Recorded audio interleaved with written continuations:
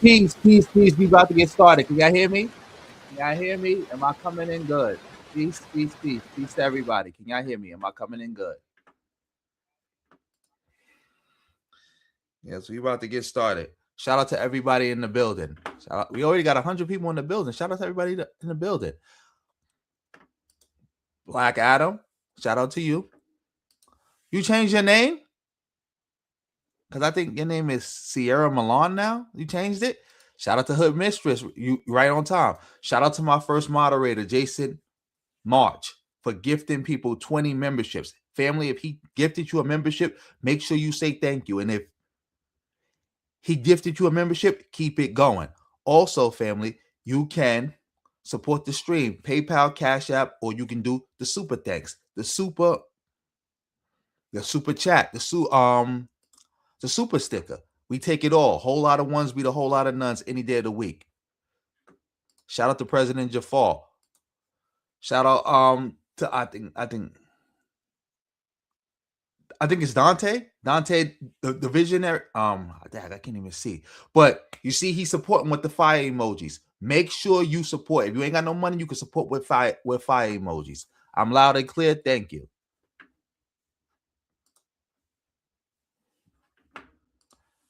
Shout out to Missouri.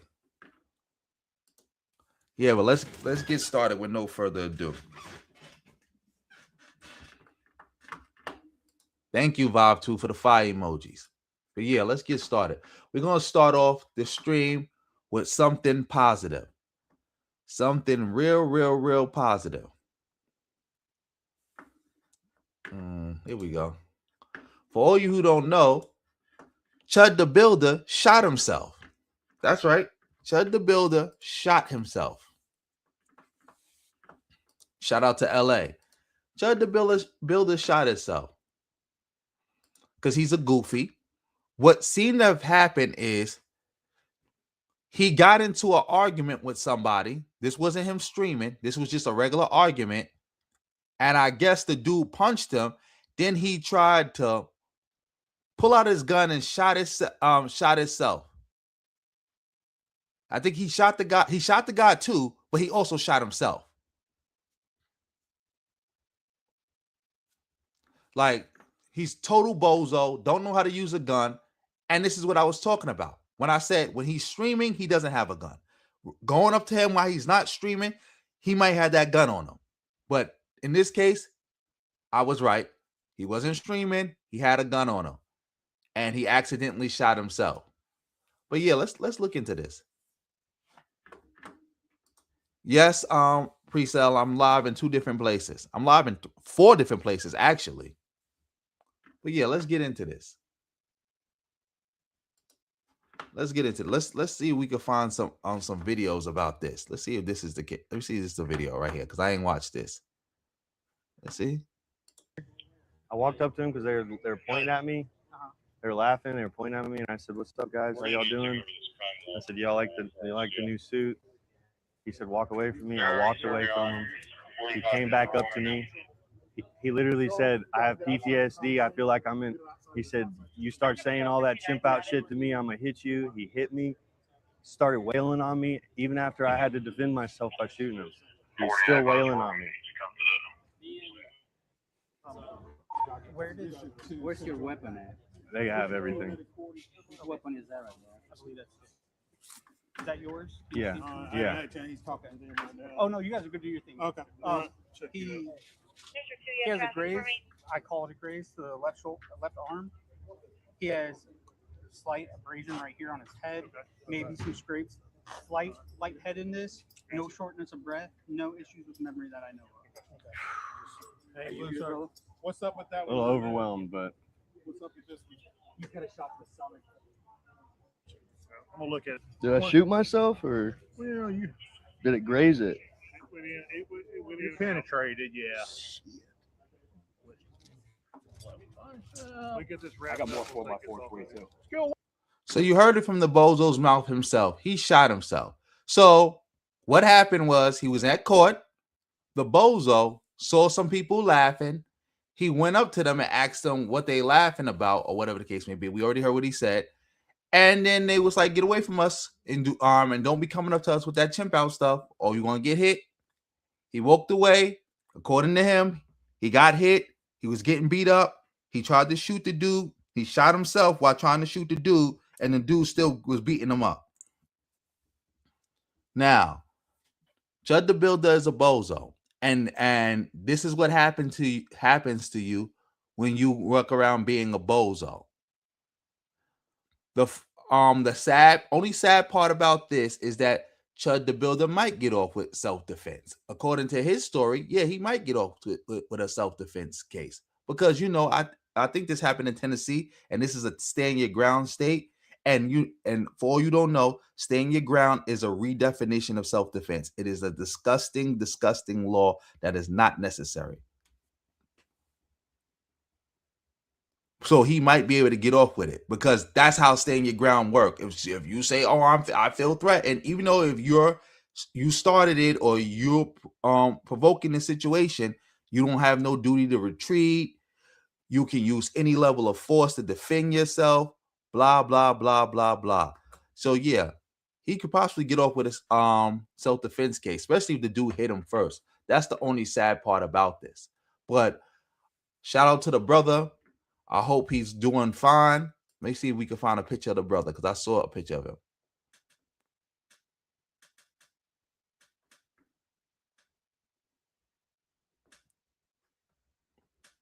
Let me see. Let me see if we can find a picture of the brother that Chud the Builder shot while trying to shoot him, while he shot himself.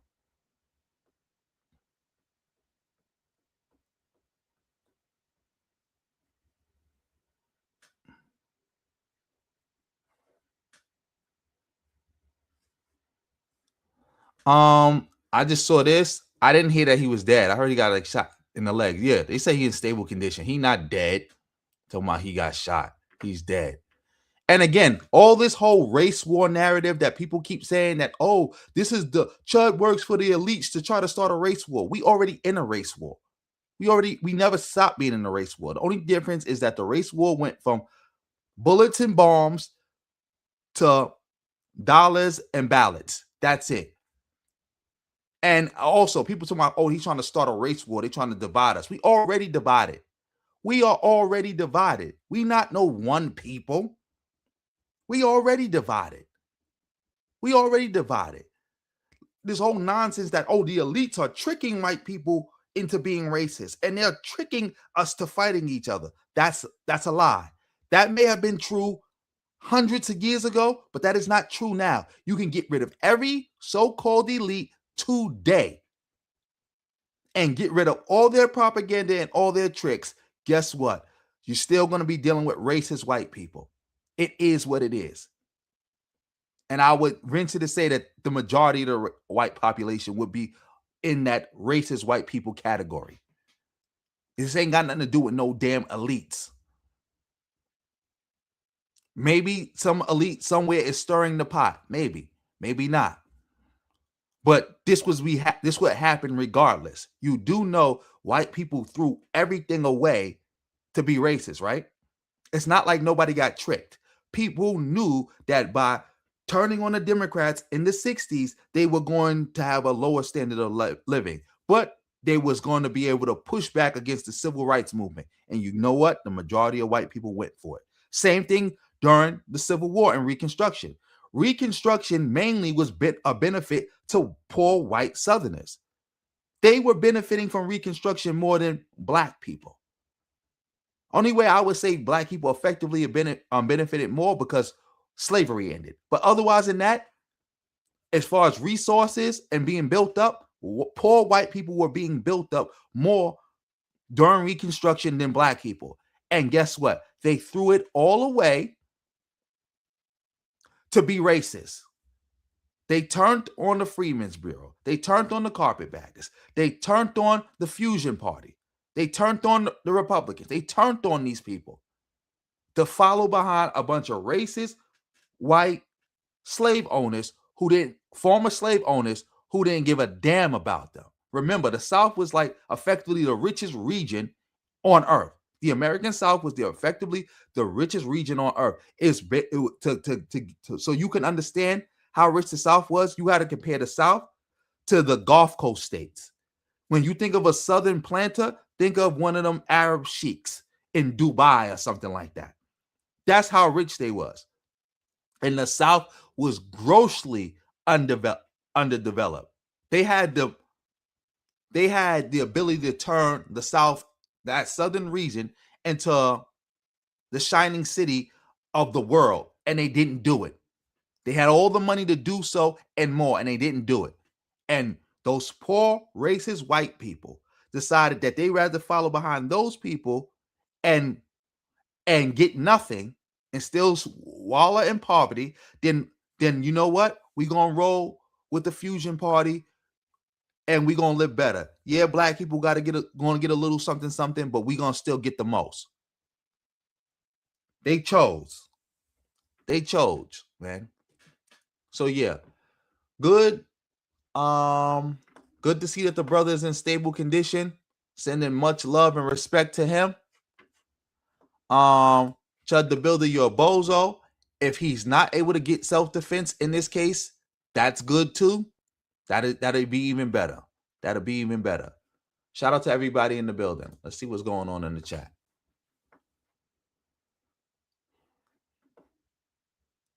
Let's see. I guess that's what he's doing, playing cowboy, and it backfired on him bad. Yeah, I think so. He brought a gun to court or something like that, or maybe he was going into the courtroom because, like it said, the dudes was across the street. He went up to them, asking them what they laughing at. So he probably went in his car, got his gun, and got back out his car, and then pressed them. So yeah, that's most likely what happened.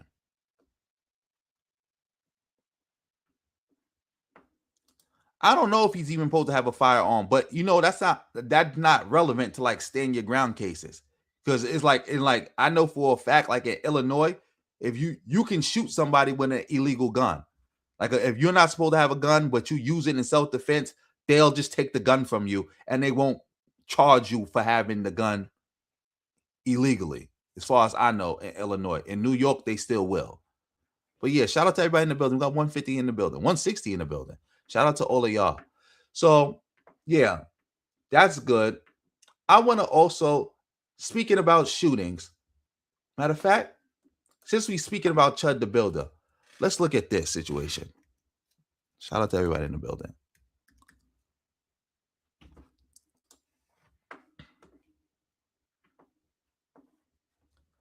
Sneeko and DJ Akademiks had a fallout based on Chud the Builder and his use of the N-word and and all that other stuff.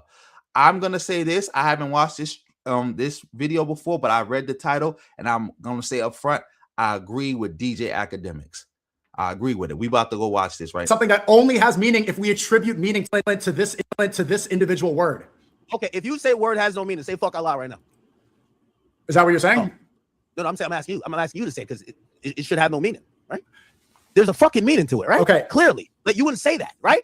Because do you not see the point that you're making? How are you equating God? Words have meaning, brother. How are you equating God, disrespecting God, the Almighty, something that we have faith in, to something that only has meaning if we attribute meaning to it? God has meaning without us. This hard R word, listen, this word only has the meaning that you give to it. Allah Brother, exists you're saying- without us. What you just told me, you can't disrespect God. Okay, get it, and I agree. But you can disrespect an entire group of people, and your solution to that is that the entire group of people should just not be offended. That word You're doing both. only has Whether you, to this individual word. okay, if you say word has no meaning, say fuck Allah right now. Is that what you're saying? Oh, No, I'm asking you. I'm asking you to say because it should have no meaning. shout out to DJ Akademiks for laying the law down, because it's like that is a fact. People constantly say words have no meaning. Oh, it doesn't matter and stuff like that. But he's asking you, if words have no meaning, say fuck Allah. That's like going to a Christian. Words have no meaning. Sticks and stones may break my bones, but words will never hurt me. Well, say fuck your dad. Well, say fuck Jesus. You're not going to do it because you understand that words do have meaning. You're trying to put black people in a trick bag to sit around and accept disrespect. I'm happy DJ Akademiks did that. I'm happy he did that because Seiko, or whatever his name is, this is a bozo who be doing a bunch of plantation nigga shit. Like his whole shtick is running around playing plantation games. Cause he like half black or something like that, right? Or like a quarter black. So yeah, he's playing the plantation role. For all you don't know, people that look and behave just like Seiko existed on the plantation. You had to deal with that shit on the plantation. A bunch of bozos running around here playing plantation games, trying to justify the unjustifiable that is happening against black people. Like we had to deal with that. I'm happy DJ Akademiks said that. Matter of fact, let me play. I think this is a fuller clip. Yeah, let's word that doesn't have real meaning unless. Do you see how you're equating this individual word that doesn't have real meaning unless you to the holy book, to the word? Every word has meaning, brother.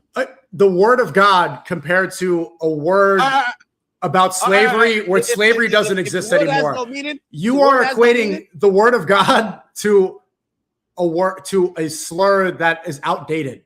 Those two aren't the same. Right. And that's the whole point. And that's the whole point. You cannot have those two things be equal. The word of God is not equivalent to this individual word. Okay, if you say word has no meaning, say fuck Allah right now.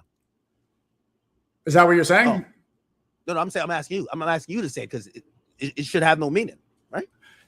There's a fucking meaning to it, right? Okay. Clearly. Like you wouldn't say that, right? Because do you not see the point that you're making? How are you equating God? Words have meaning, brother. How are you equating God, disrespecting God, the Almighty, something that we have faith in, to something that only has meaning if we attribute meaning to it? God has meaning without us. This hard R word, listen, this word only has the meaning that you give to it. Allah exists without us. What you just told me, you can't disrespect God. Okay, get it, and I agree. But you can disrespect an entire group of people, and your solution to that is that the entire group of people should just not be offended. That word, because you're doing both, only has whether you say the hard ER or you say fuck Allah. Exactly. DJ Akademiks, I gotta clap it up for you. Because again, first of all, Seiko, again, playing the plantation games, talking about the word is outdated. It only has meaning if you give it meaning, which is not true. Words have meaning whether you believe that they have meaning or not. Also, talking about it's outdated, is connected to slavery. The N-word is not connected to just slavery. That's when you saying the N-word hard ER, you're not only connecting yourself to slavery, you're connecting yourself to Jim Crow, black codes, lynchings, mass incarcerations, the war on drugs, redlining, the ghetto, the creation of the ghetto in America, all these things, human experiments, everything. You're not just talking about an outdated term referencing something that happened hundreds of years ago. That's not it. And again, no, it would have been better if DJ Akademiks would have followed up and said, well, all right, you ain't going to say fuck Allah, say fuck Arabs. Say fuck Arabs. Say fuck Arabs. Or call Arabs sand niggas. Do that, Seiko. So, all right, we can't compare God to a group of humans because God exists outside of humanity. So I want you to say fuck sand niggas. Say fuck sand niggas, Seiko, or whatever other racial slur that people got for Arabs. Because I don't know too many racial slurs for Arabs. I don't know any, to be real. Only one I know ever heard of was like sand nigga. But tell him to say sand nigga. He wouldn't have said it. Why not? Because you're a Muslim and you wouldn't have disrespected Arabs. You wouldn't have did it. You'll disrespect the own blood in your veins, but you won't disrespect Arabs who gave you a religion. You won't do it. You won't do it. I'm so happy DJ Akademiks did this, and I heard that him and Seiko done fell out over this. Like, matter of fact, let me see. I think I heard that from. Let me see. Let me go to that. Shout out to everybody in the building. Shout out to everybody in the building. Oh wait, I think we got a super chat. Shout out to Vibe 2 for setting it off with the $4.99. Whole lot of ones beat a whole lot of nuns any day of the week. $1 helped the stream. We grateful for everything. Shout out, we got 200 people in the building. You should know better.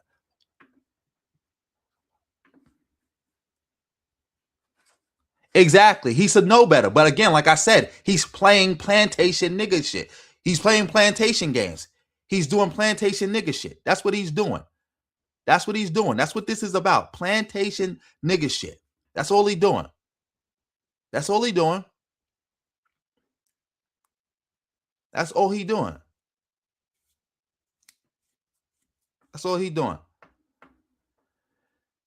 Yeah, I saw the chat on the video. That's why I had to take the my thing down so people could see the chat. And there's a bunch of people just agreeing with Seiko. A bunch of weirdos agreeing with that weirdo. Shout out to everybody in the building. Shout out to everybody in the building. Oh, so another thing. Why he didn't say fuck Jews? If words have no meaning, why he didn't say fuck Jews? Why he didn't say fuck Jews? Will he say fuck Jews? Will he say fuck the Holocaust? Will he say that? No. No, he wouldn't. We all know he wouldn't. But shout out to everybody in the building. I seen this. We're going to go on to this. Yeah, this is Poetic Flacco talking about the issue more because maybe something else happened that I ain't see. Akademiks snapped and lost his patience for Sneeko when they was having a conversation about Chud going around on stream calling black people the N-word and trying to antagonize us. And Sneeko, for the most part, was offering up some level of defense for Chud, which Akademiks just felt like was out of line. And this conversation got really heated. Before we get the video started, this video is sponsored by Kalshi. Kalshi is a prediction market. You should tell him to stop the rhetoric. That's why meet that somebody should do something violent to him. Life. You can sign up with Kalshi by clicking the link in my description or using code Flacco to get $10 when you sign up. Do you think that somebody should do something violent to him? No, but I think they should meet him with the energy that he has. Right. So that's why I told him, I don't know why you're upset. I told him you should stop doing these IRL streams. They should tell him to stop the rhetoric. We should disarm the meanings of these words. We can't let words like that control us. Why is that the only word where people feel justified in America to act violently over it? Because it's the most corrosive word in the English language. It's because of the history of America. Like, again, why people keep acting like they don't understand that literally the nation was built on white supremacy. Like when people talk about, oh, we're a colorblind nation. How could we be a colorblind nation when the founders of the nation were white supremacists? How could we be a colorblind nation where there's literally color written into the Constitution? Like, how is that possible? We're like the only nation on earth that had to fight a major civil war just to end slavery. We the only nation on earth that people still make their whole identity around white supremacy.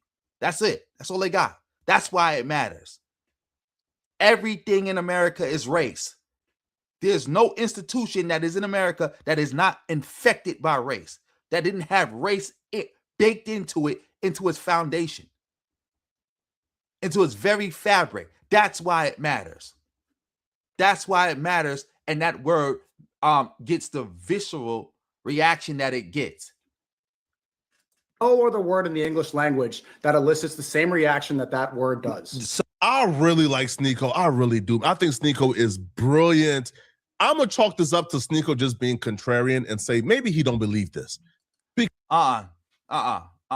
he done did too much dick sucking to not believe this. Again, maybe he was at a time when he started doing this, he was just being contrarian. Maybe at a time he was just being a grifter. But like I said, there's a grifter to true believer pipeline, and he's on it. Because, what just came out of his mouth, that rhetoric is so dangerous. The reason why it's dangerous is because it reaffirms all the white supremacist rhetoric. Think about every single one of them. Black folks are disproportionately violent. Well, that reaffirms it because, these black folks are attacking you over word. Yes, racism came from Europe. But again, Europe existed pre-racism. America is just racism. Like, there is no, like, you can't take the racism out of America. It's been there since the beginning. Like, you can talk about European history and never mention racism. There's more to Europe than racism. Like, there are whole European institutions that were not built on racism, that don't have racism baked into them. You can't say the same about America. That's the difference. It's not a big deal. Black folks don't like accountability. Black folks want special privileges. Black folks want to be victims. It reaffirms every stereotype and every rhetoric they want to preach. But it not only reaffirms the rhetoric, but it also grants a pathway for the next step. They want to abuse us with no repercussions.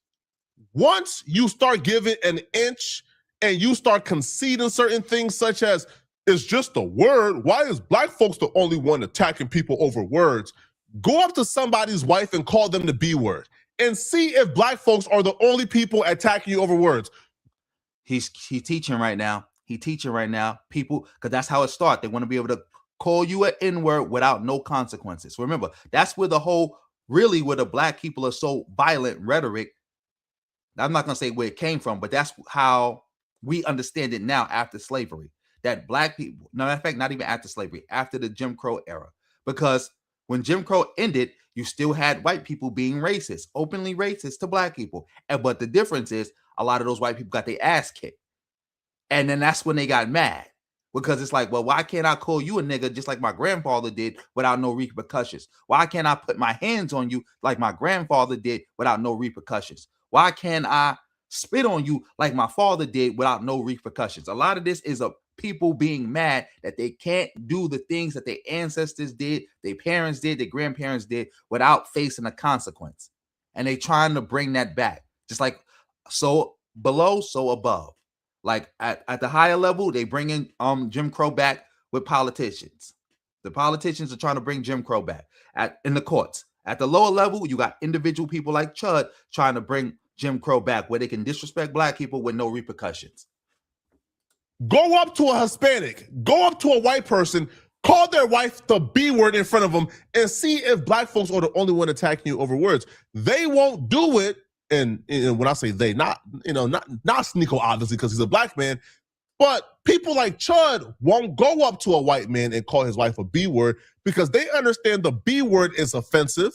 They understand it comes with consequences if you disrespect a man like that in front of his wife or his wife in front of a man. They understand this, but they went ahead and peddle this. Words are just words. Words don't mean nothing. Y'all put the negative connotation on the word. They only say that for the N-word. It's only the N-word they say that towards. And the next step is they're attempting to take the venom out the word so they could get rid of all the social parameters put in place to protect us, right? We have an understanding in society right now that if you expose yourself as a bigot and a racist, and if you're using words like that, there are consequences. You lose your job, you become a pariah. Everything right now that's happening to Chud is currently going on, right? But when we accept that narrative, it's just a word. Why y'all getting upset over a word? That now gives a clause to say, wait, yeah, it's just a word. Why are there social parameters put in place to punish people who use it? Let's not grant these people a free access to verbally abuse us with no consequence because we want to be philosophers, bro. Cut it out, man. And I think Sneeko is brilliant, but I don't understand why Sneeko would even want to contribute in helping to their cause. So I'm not going to defend acting violent over a word. We can't repurpose. We can't repurpose history. right? And that word is. But we do all the time.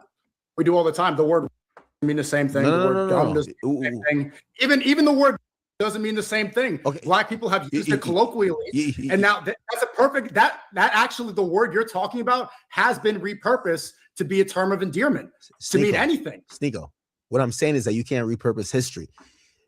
I said black people has been repurposed. It was a word to mean slave, and now it means Sneeko, you're being obtuse. The guy is hold on. The way he's saying what he's saying is a direct callback to slavery, brother. Like if you think it's not like he's saying it meaning something else. We know what he means. So you're trying to make this point like, oh, has been repurposed. Is that what he's saying? Is he exactly? DJ Akademiks is correct, because even Chud the Builder said it himself. He's doing this to try to train black people to stop being offended by a word. So or to not get violent over words. So or to teach them about freedom of speech, that it's okay to use offensive language because we live in America and we got a freedom of speech. So yes, he doesn't mean it in any way but to be offensive. That's out of his own words. He means it no other way. Like, you just making stuff up. I don't understand. I don't see the brilliance, Poetic Flacco. I'm keeping it 1,000 with you. I don't see the brilliance in Seiko, because this shit don't make no sense that he's saying. Exactly. Gaslighting and lying. Just outright lying. Shout out to everybody in the building. We got 250 in the building. like, oh, what up? Is that what he's saying? Or is he actually saying that, hey, you're a lesser human being, and I'm using this word to remind you of that? You tell me what he's saying. He is saying that, but it only has so why do we need to repurpose what he's saying? His hold on. His intentions are clear. Here's the problem with what Sneeko is saying, and I think Akademiks touch on this at some point in the video. I'm not sure, but here's the problem with what Sneeko wants. Sneeko is saying, hey, if we just repurpose what the N-word with the hard R means, if we start using it as a term of endearment, then, you know, the power gets out the word. Bro, we use like the N-word with an A, right? as a term of endearment. And we still tripping if a white person say it. But it's not even about repurposing the word. I don't think Sneeko understands. This man is not using the N-word with the hard R because, I don't know, right? He grew up around black people and that's just something he uses in his daily speech. So hence, if we repurpose the word, then him using it doesn't really affect us. No, he's using the word because that's what offends us. The moment, right, we start calling each other the N-word with the hard R, he's now gonna find another word that's going to offend us. It's really that simple, right? Exactly. That's why he's saying chimping out. Is chimping out connected to slavery? Or is that just a new term that white supremacists made up for black people? I think he also called the black person a monkey too. Saying chimping out is basically calling him a monkey anyway. But I know he directly called like a black person like a monkey before. And I think he called the black person a boy before too. These are all racial slurs. These are all racial epithets. Come on, man. It's about him agitating, antagonizing, and trying to be offensive. The minute you convince yourself that the N-word with the hard R is a term of endearment and you start calling yourself that, he's going to find another word. He's going to find the word slave. He's going to start using slave now to offend you. And now you got to find a way to turn slave into a term of endearment. Now guess what? You're going to start calling yourself a slave? So all in all, he just going to start using the most derogatory word possible so hence he can sit back like this and watch you call yourself all the negative things he called you. That's not how you deal with these people. You deal with these people by tackling it head on, right? By ostracizing them, making them a pariah, putting them to the corners of society. That's how you deal with them, right? Like, for example, Pump Whatever. Them giving him a platform after everybody else demonetizes him. That's a problem, right? You want to make sure he cannot monetize off of verbally abusing us. That's the goal. The goal isn't, hey, black folks, hey, man, y'all gotta, stop being sensitive, man. No. That's not, no, we've been patient enough. That's not the solution. Solution here is make sure he can't monetize and benefit and profit off of verbally abusing us. Exactly. And I'm going to go one step forward. Make sure he's not platformed. Because again, all right, we got a freedom of speech. But that doesn't mean you have the freedom to be heard and to be platformed. And that doesn't mean you're free from consequences from your speech. So yeah, I'm going to go one step forward. Not only make sure he's not monetized, but make sure he's deplatformed. And like you said, pump whatever this streaming service that gave him a platform and lets him get money off of it, they need to face a consequence too. Now, again, Act touch on this, but it gets to a point where, like Sneeko tells Act, why is he tripping on Chud when he uses the word every day on stream? That's when I sat back like, hold on, do Sneeko think like nigga and the hard R are the same? Like I was like flabbergasted. It's slavery time. Yes. He again, that's why I keep saying, like, why do you think this guy is smart? He's not smart. And if he is smart, he's doing a dumb job, a bad job of trying to be contrarian, of trying to like make academics seem like he don't know what he's talking about. He's not doing a smart job or a good job of that. Like, this is weird. I don't know why you bigging him up like as a smart person. No, he got no smarts. And again, if he does have smarts, he ain't using them in this argument. All right, Sneeko. It wasn't a slur. That was the word for black people. Sneeko. It became a slur because times changed. All right, let me repeat again. I'm going to go slow this time because I see you're trying to get your point off without actually engaging. Okay. I heard Okay. what you said. He's bringing back. He's talking hold about on. time. What was degrading? His intention. Let's not say, oh, let's take the power out of the word. Because if we took the power out of that word, he would use whatever word that had the power. Let's not try to give him a. Hold on. That's the only word that has power. Brother, if he had to call you a slave, he would just say slave. Come on. The point is, his goal is to offend. Let's stop acting like his goal is to say a word and we're triggered by the word. And like, in some of the original laws where black people are seen as 3/5 of a human. That's not oppressive, right? That's just words. You 3/5 a whole, same thing. So that's not oppressive. Of course it is. Does that still exist? But it existed. My point is exactly. It's in the past, so let it be in the past. No. So let go. So this is how we move forward. Instead of wait. So this is in the past. So this guy is basically allowed to bring back up the past, right? Use racial slurs and try to almost treat people like we're in the past, but yet we're supposed to let go of the past. Exactly. He's hearkening back to the past by calling black people the N-word and the way he's doing. He even said it himself. He's disrespecting black people on purpose to train them to be okay with disrespect. Because we live in America and we got freedom of speech. Also, Seiko, you know what else is in the past? The Holocaust is in the past. Go ahead and get on your platform and engage in Holocaust denial. Or disrespect Auschwitz or something like that. And let's see how much that's in the past. Let's see how much that's in the past. Again, disrespect Arabs. Go find out how the Arabs, colonial masters, disrespected them, and go disrespect Arabs that same way. And we're going to see how much in the past things are. You think we got? Okay, is he acting like a slave master? He's a rage baiter on stream. Brother, brother. I hear how he's talking to black people. Holding a selfie camera in public. He's hardly a slave. Talking like Abraham Lincoln. He's talking like a slave master. I ain't going to lie to you. Abraham Lincoln freed the slaves, but you use that word all the time. You probably use that word, this exact word. Yeah, but that's my point. He did engage in some Holocaust denial, but he's not doing it like Chud the Builder. And when he did engage in some Holocaust denial, he got a consequence. It wasn't none of this freedom of speech, all this and that. Nobody was hearing none of that. Like, they don't play with Holocaust denial. They don't play with you attacking the Jews. Look, because he was trying to link up with Kanye. See what happened to him? They debanked him.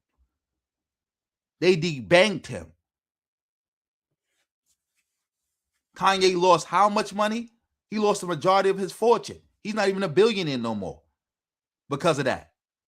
He's basically a social pariah. Like, nobody bangs with Kanye. Nobody cares about Kanye. He can't get on no major platform and like talk his talk. Come on now. Come on. I didn't like that neither. But you know, again, that's not the point of this video. Like, I don't we talking about Seco build it, Chud the Builder and they racist white slurs. Exactly. He won't like he tried to dibble and dabble in the anti-Semitic stuff, and then he realized, oh wait, ain't no money in this. Oh wait, there's real consequences in this. This is why, again, when DJ Akademiks said say fuck Allah, he wouldn't say it because he knows there'll be real consequences to that. See, that's the game. They want to be able to disrespect black people without there being no real consequences. That's what this all come down to.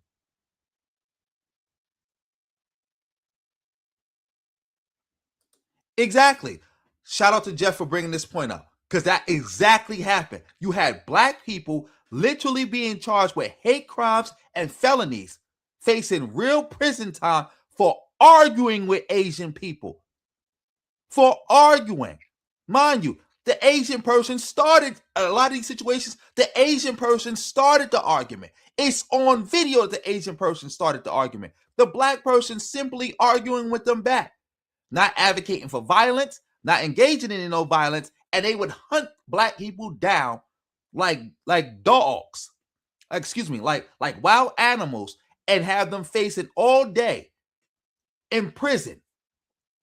Not all day, but you know, had them facing a lot of time in prison just for arguing with them. Just for arguing with them. Like, how much times you have people accused of engaging in anti-Asian hate for so-called microaggressions? Like, oh, an Asian person, like, oh, I'm an Asian person. I sat next to somebody and they got up. I sat next to somebody and they put their mask up. Oh my God, I'm being discriminated against. Somebody help me. And you'll have people hunting people down, again, like wild animals, to find people for these quote-unquote microaggressions against them. And they was only doing that to black people, by the way, also. Because shout out to the Asian dude, I forgot his name, but he pointed out that 90% of quote-unquote anti-Asian violence and quote-unquote crimes and microaggressions and all that other stuff were being committed by white people. Again, with Seco at the height of Stop Asian Hate, have been running around calling people chinks and all that other stuff. He wouldn't have did it. He wouldn't have did it. He wouldn't have did it. That you're angry about is the word that you probably use the most in your stream, is it not? The hard ER? Oh. It's the same word. No, it's not. No, it's not. Yes, it's no, the it's same not. exact word. No, it's not. Look, like he thinks he's smart. This is not smart. Everybody knows it's not the same word. Even a racist will tell you it's not the same word.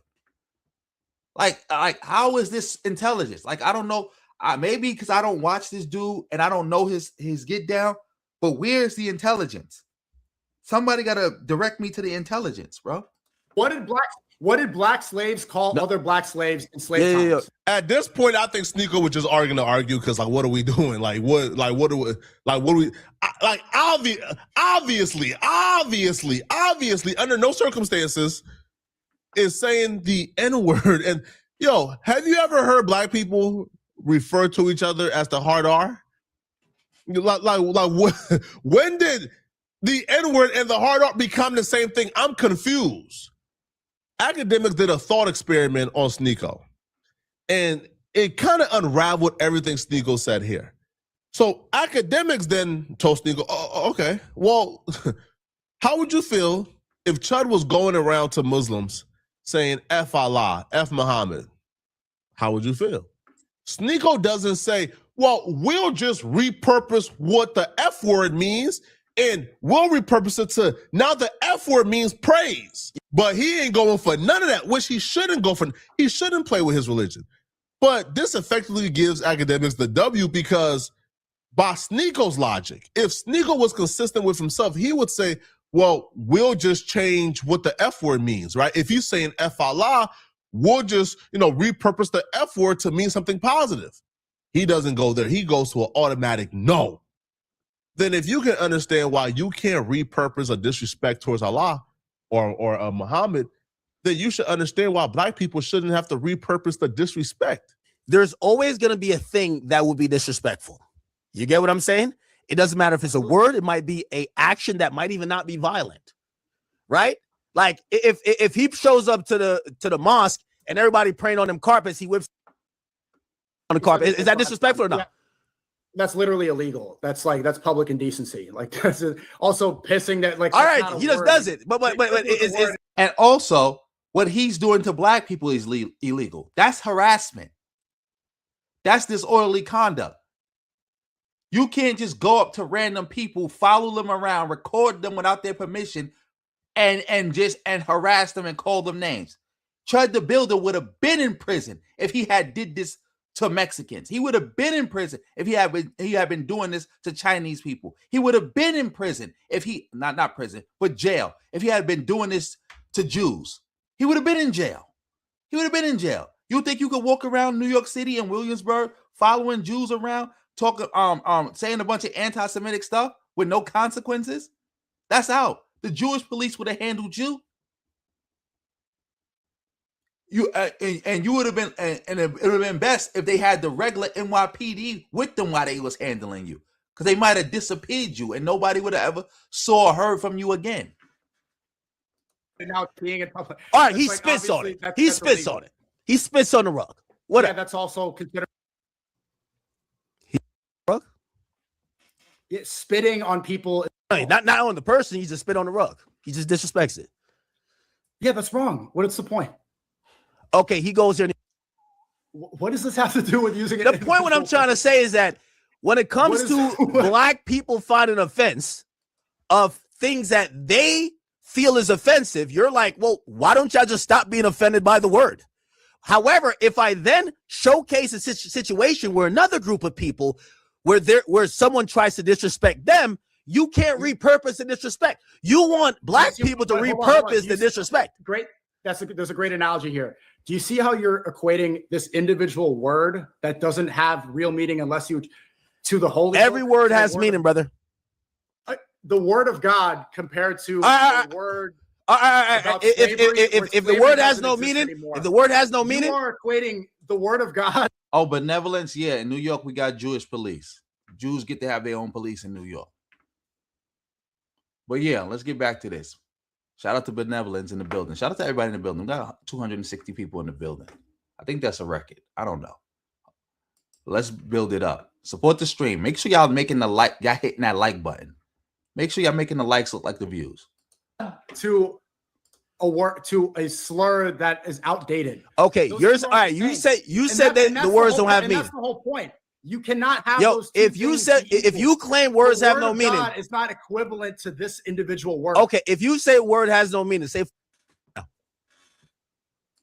Oh, is that what you're saying? No, I'm asking you. I'm asking you to say it because it should have no meaning, right? There's a meaning to it, right? Clearly, like you wouldn't say that, right? Because there's an intended meaning if you're saying. Do you not see the point that you're making? How are you equating words have meaning, brother? How are you equating God? Disrespecting God, the Almighty, something that we have faith in, to something that only has meaning if we attribute meaning to it. God has meaning without us. So this hard R word. You can't disrespect God, but you can disrespect a whole group of people. That you give to it, brother. You're saying so. What you just told me, you can't disrespect God. Okay, get it, and I agree.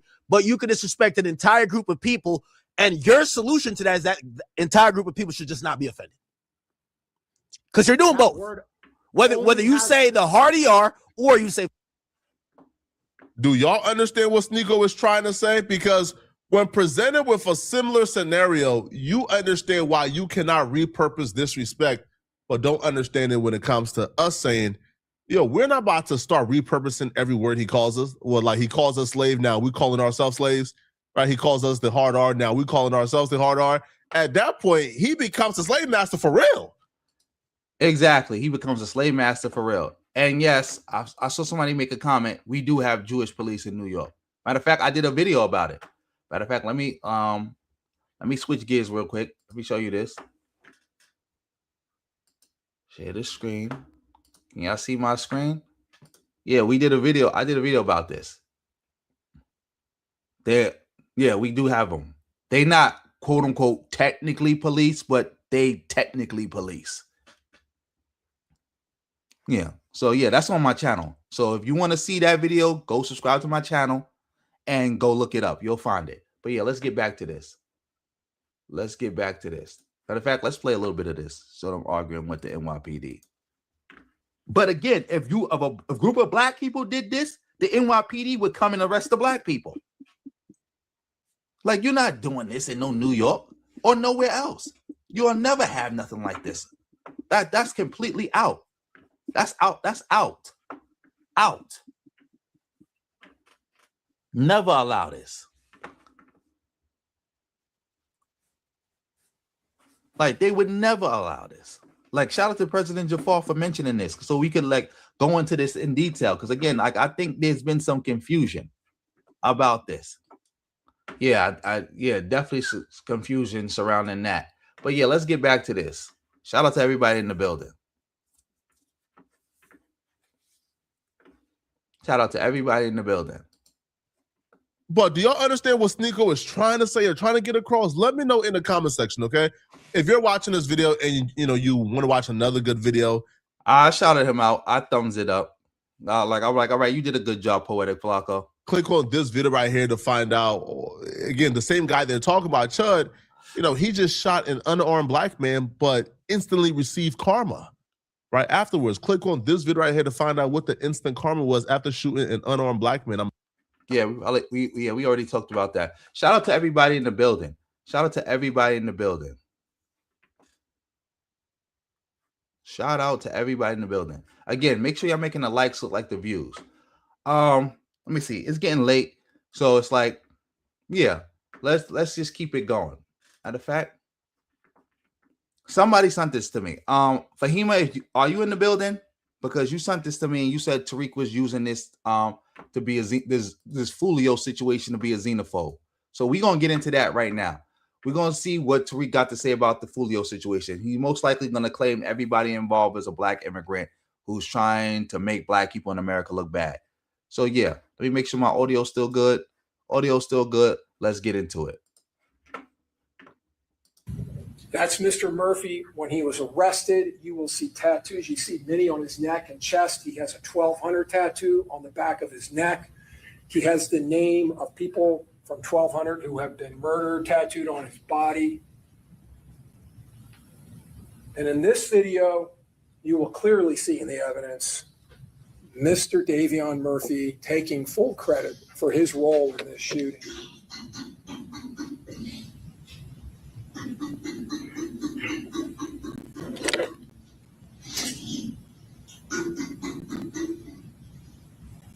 That is just after his arrest, when he is left alone in an interview room.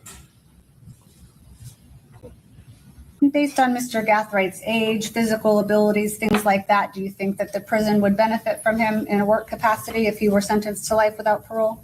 I say yes. With my experience, not only just in classification, but as former ward and even as a jail administrator, he's someone that's young, he's healthy.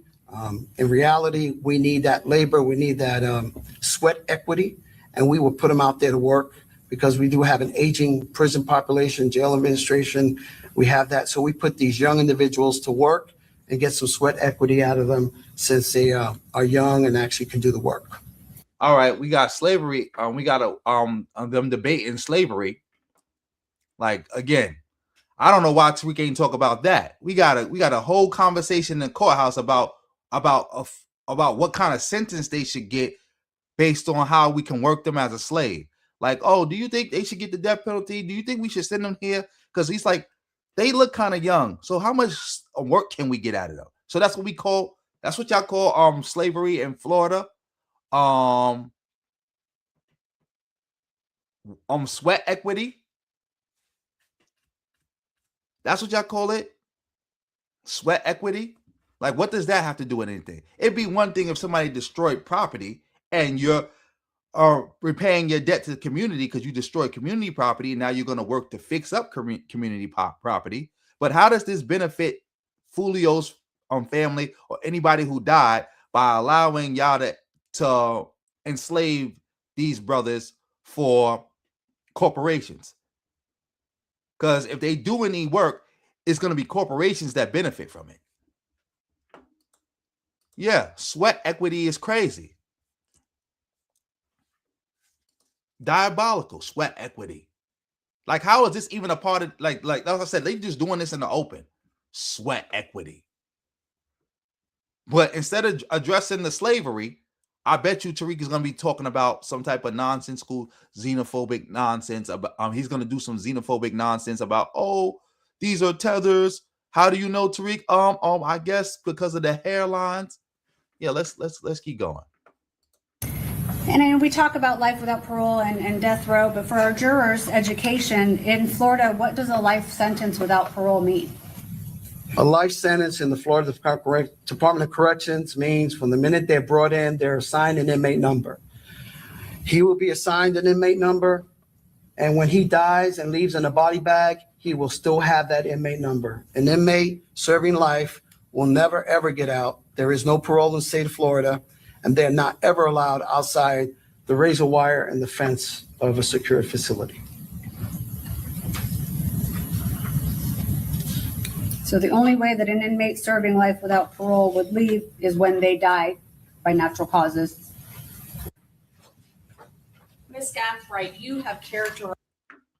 I heard they don't got no parole, but that's the reason why you got to appeal the sentence. Like, if you can't appeal the verdict, you appeal the sentence. That's how you do it. He said, is that warning an Indian? Probably an Indian. He probably is.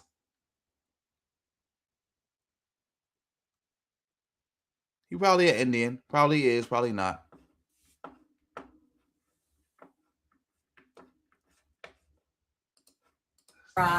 Your and your brother Sean's childhood as a good, nice, loving childhood growing up.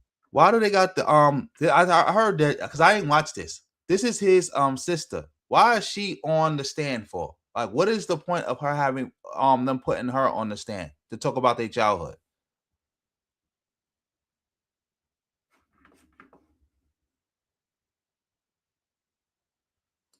He drove his people's car and had a shell catcher. Yeah. H1B1 warden handling tethers. Can't make this up. Leah, let's keep it going.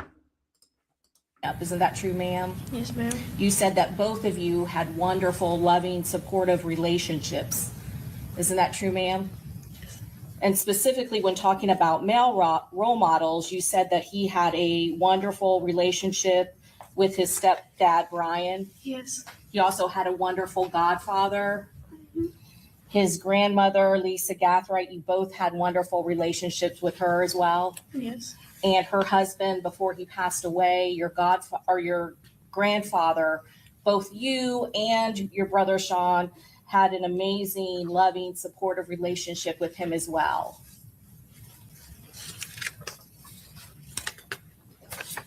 Oh, that's why this is going on. This is about a sentencing hearing where they're trying to convince people to give them life instead of the death penalty. Oh, I see it. I see it. So that's what it is. Man, for all that, they should have just pled guilty to begin with and pled guilty to like a flat 30, flat 25, flat 40. Why even go to trial? What was the point of this? Why even go to trial? If you knew that you was quote unquote guilty, because again, I didn't follow the case, and they got all this evidence against you, you could have pled out. That's the whole point. Plead out. They would have pled you out to something less than life. You wouldn't be in a situation when you got to choose between life and death penalty. You could have just said you was guilty up front, and you could have got like 20 years or something like that. 20 years for this. 20 years.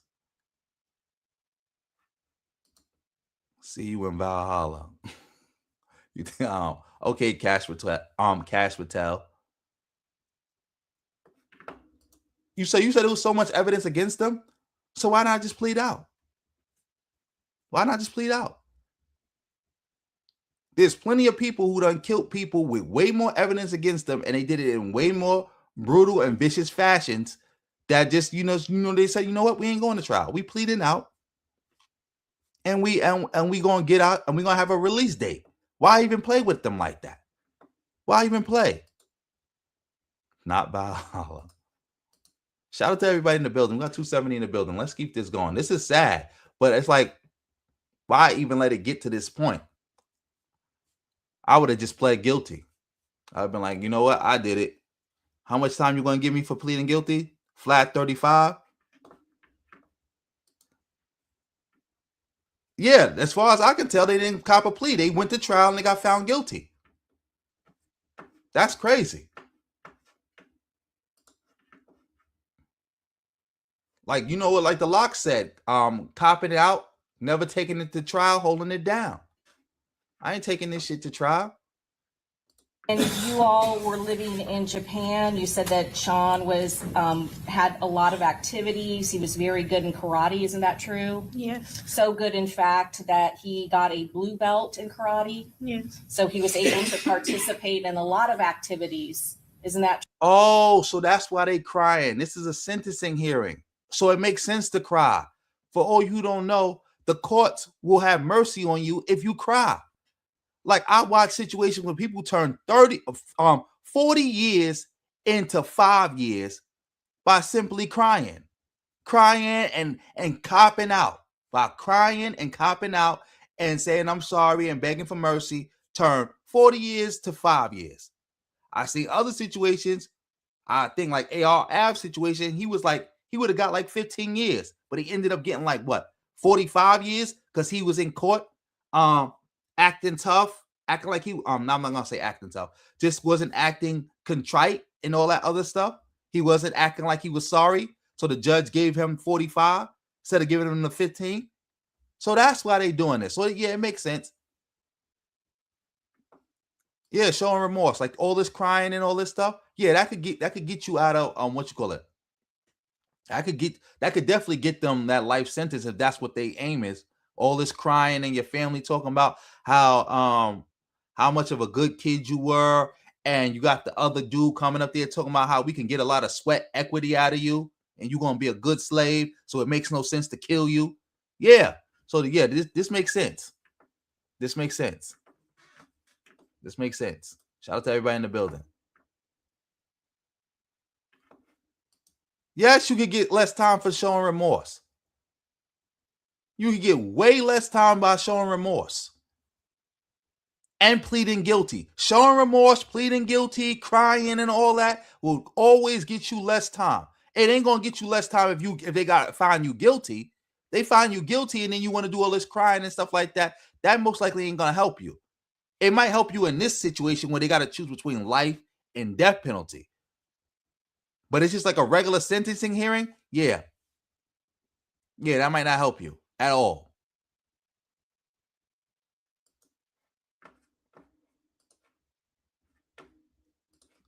You said he had 2 daddies and still messed up? Because, sometimes it be in people. Like, you may have a good dad or whatever because they might not have been active in his life. They might have just been supporting him monetarily, but they never was like active, like bringing him into stuff like, all right, here, son, come with me.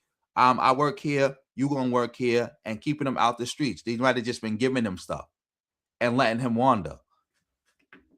But yeah, let's get back to this. True. Yes, ma'am. Very supportive family, both your mother as well as his grandparents. Yes, ma'am. Made sure that he was active and had lots of activities, including sports. Yes. Traveling. Yes.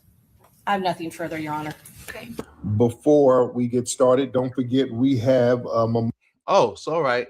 So that's what it was. But yeah, now we're gonna get into the video with Tariq, the bozo, see what he got to say. Memorial Day weekend event at the Hidden History Museum. That is May 23rd.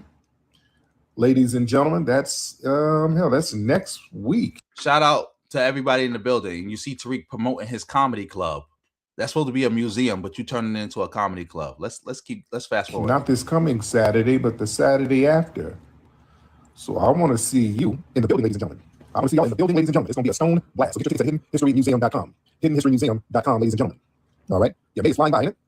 Yeah, the tickets on $29. Yeah, very, very reasonable. Very, very reasonable. The dates, May 23rd. Saturday, May 23rd, 7 p.m. All right. All right. Let me get into it. You know what we got to talk about? The first thing I want to talk about, have you following that trial down in Florida? Oh, so yeah, here we go. Thank God for like triple speed. Oh, shout out to Lord of Slaughter for setting it off for himself with the 199. Thank you so much. Much appreciated. Much appreciated. Yeah, sweat equity. That's crazy. I never even heard nothing like that. Yeah. Don't kill him. Keep him alive so we can get that sweat equity out of him. He's young, he's strong. We're gonna get some good labor out of him. Nigga, that's plantation talk. That's like plantation, like a slave ran away and they're like, yo, we about to kill him. And it's like, nah, don't kill him. Don't cut him up too bad. He young, and we gonna get a lot of good work out of him. Don't cut him up too bad. Don't cut him up too bad now. Yeah, let's get back to this. Case of the rapper, the former rapper who's got unalive, Julio. Shout out to everybody in the building. Also, thank you again. That's the second donation. So we need 8 more, and we're gonna hit our goal. Foolio. For those who don't know, there was a rapper named Foolio down in Florida who was beefing with a lot of cats down there. They were just doing a lot of street beefing. Were they in Jacksonville? Where my Florida people? Were they in Jacksonville? I want to say Foolio and those cats were out there in Jacksonville. All right, my Florida people, right. So Foolio was very disrespectful when he was alive. Boy, he would write raps about unalived ops and go to the graveyard disrespecting, doing music videos and, just going out of his way to be disrespectful, playing with the streets. And exactly, visionary. That sound way worse. Even though it's effectively like kind of the same thing, it does sound way worse. Shout out to everybody in the building. Remember, if you can't support monetarily, thumbs up, fire emojis, all that helps. Hit that reaction heart. Yeah, let's get back to this. You know how the streets do, unfortunately. Everybody, they got their lick back. There's a bunch of them. Plotted and planned to get him. They caught him at his birthday party. Some of his ops were tracking him. And some girls were giving locations to where he was going throughout the night. He had like a birthday party where he was kind of popping up in different locations. And there was some chick on the inside, basically, from what I understand, kind of giving up some locations. So they were planning and plotting. Yeah, he was acting a fool. He was acting a fool out here. He was baiting the streets, and the streets answered. He caught what he was looking for, unfortunately. And now the suspect, well, they hit him. They drilled him. They got him. And how many defendants is it? It's about 5 or 6 defendants. Well, they throwing them all under the bus. All right? They are throwing them under the bus. They're on trial. They've been convicted. They're all guilty, basically.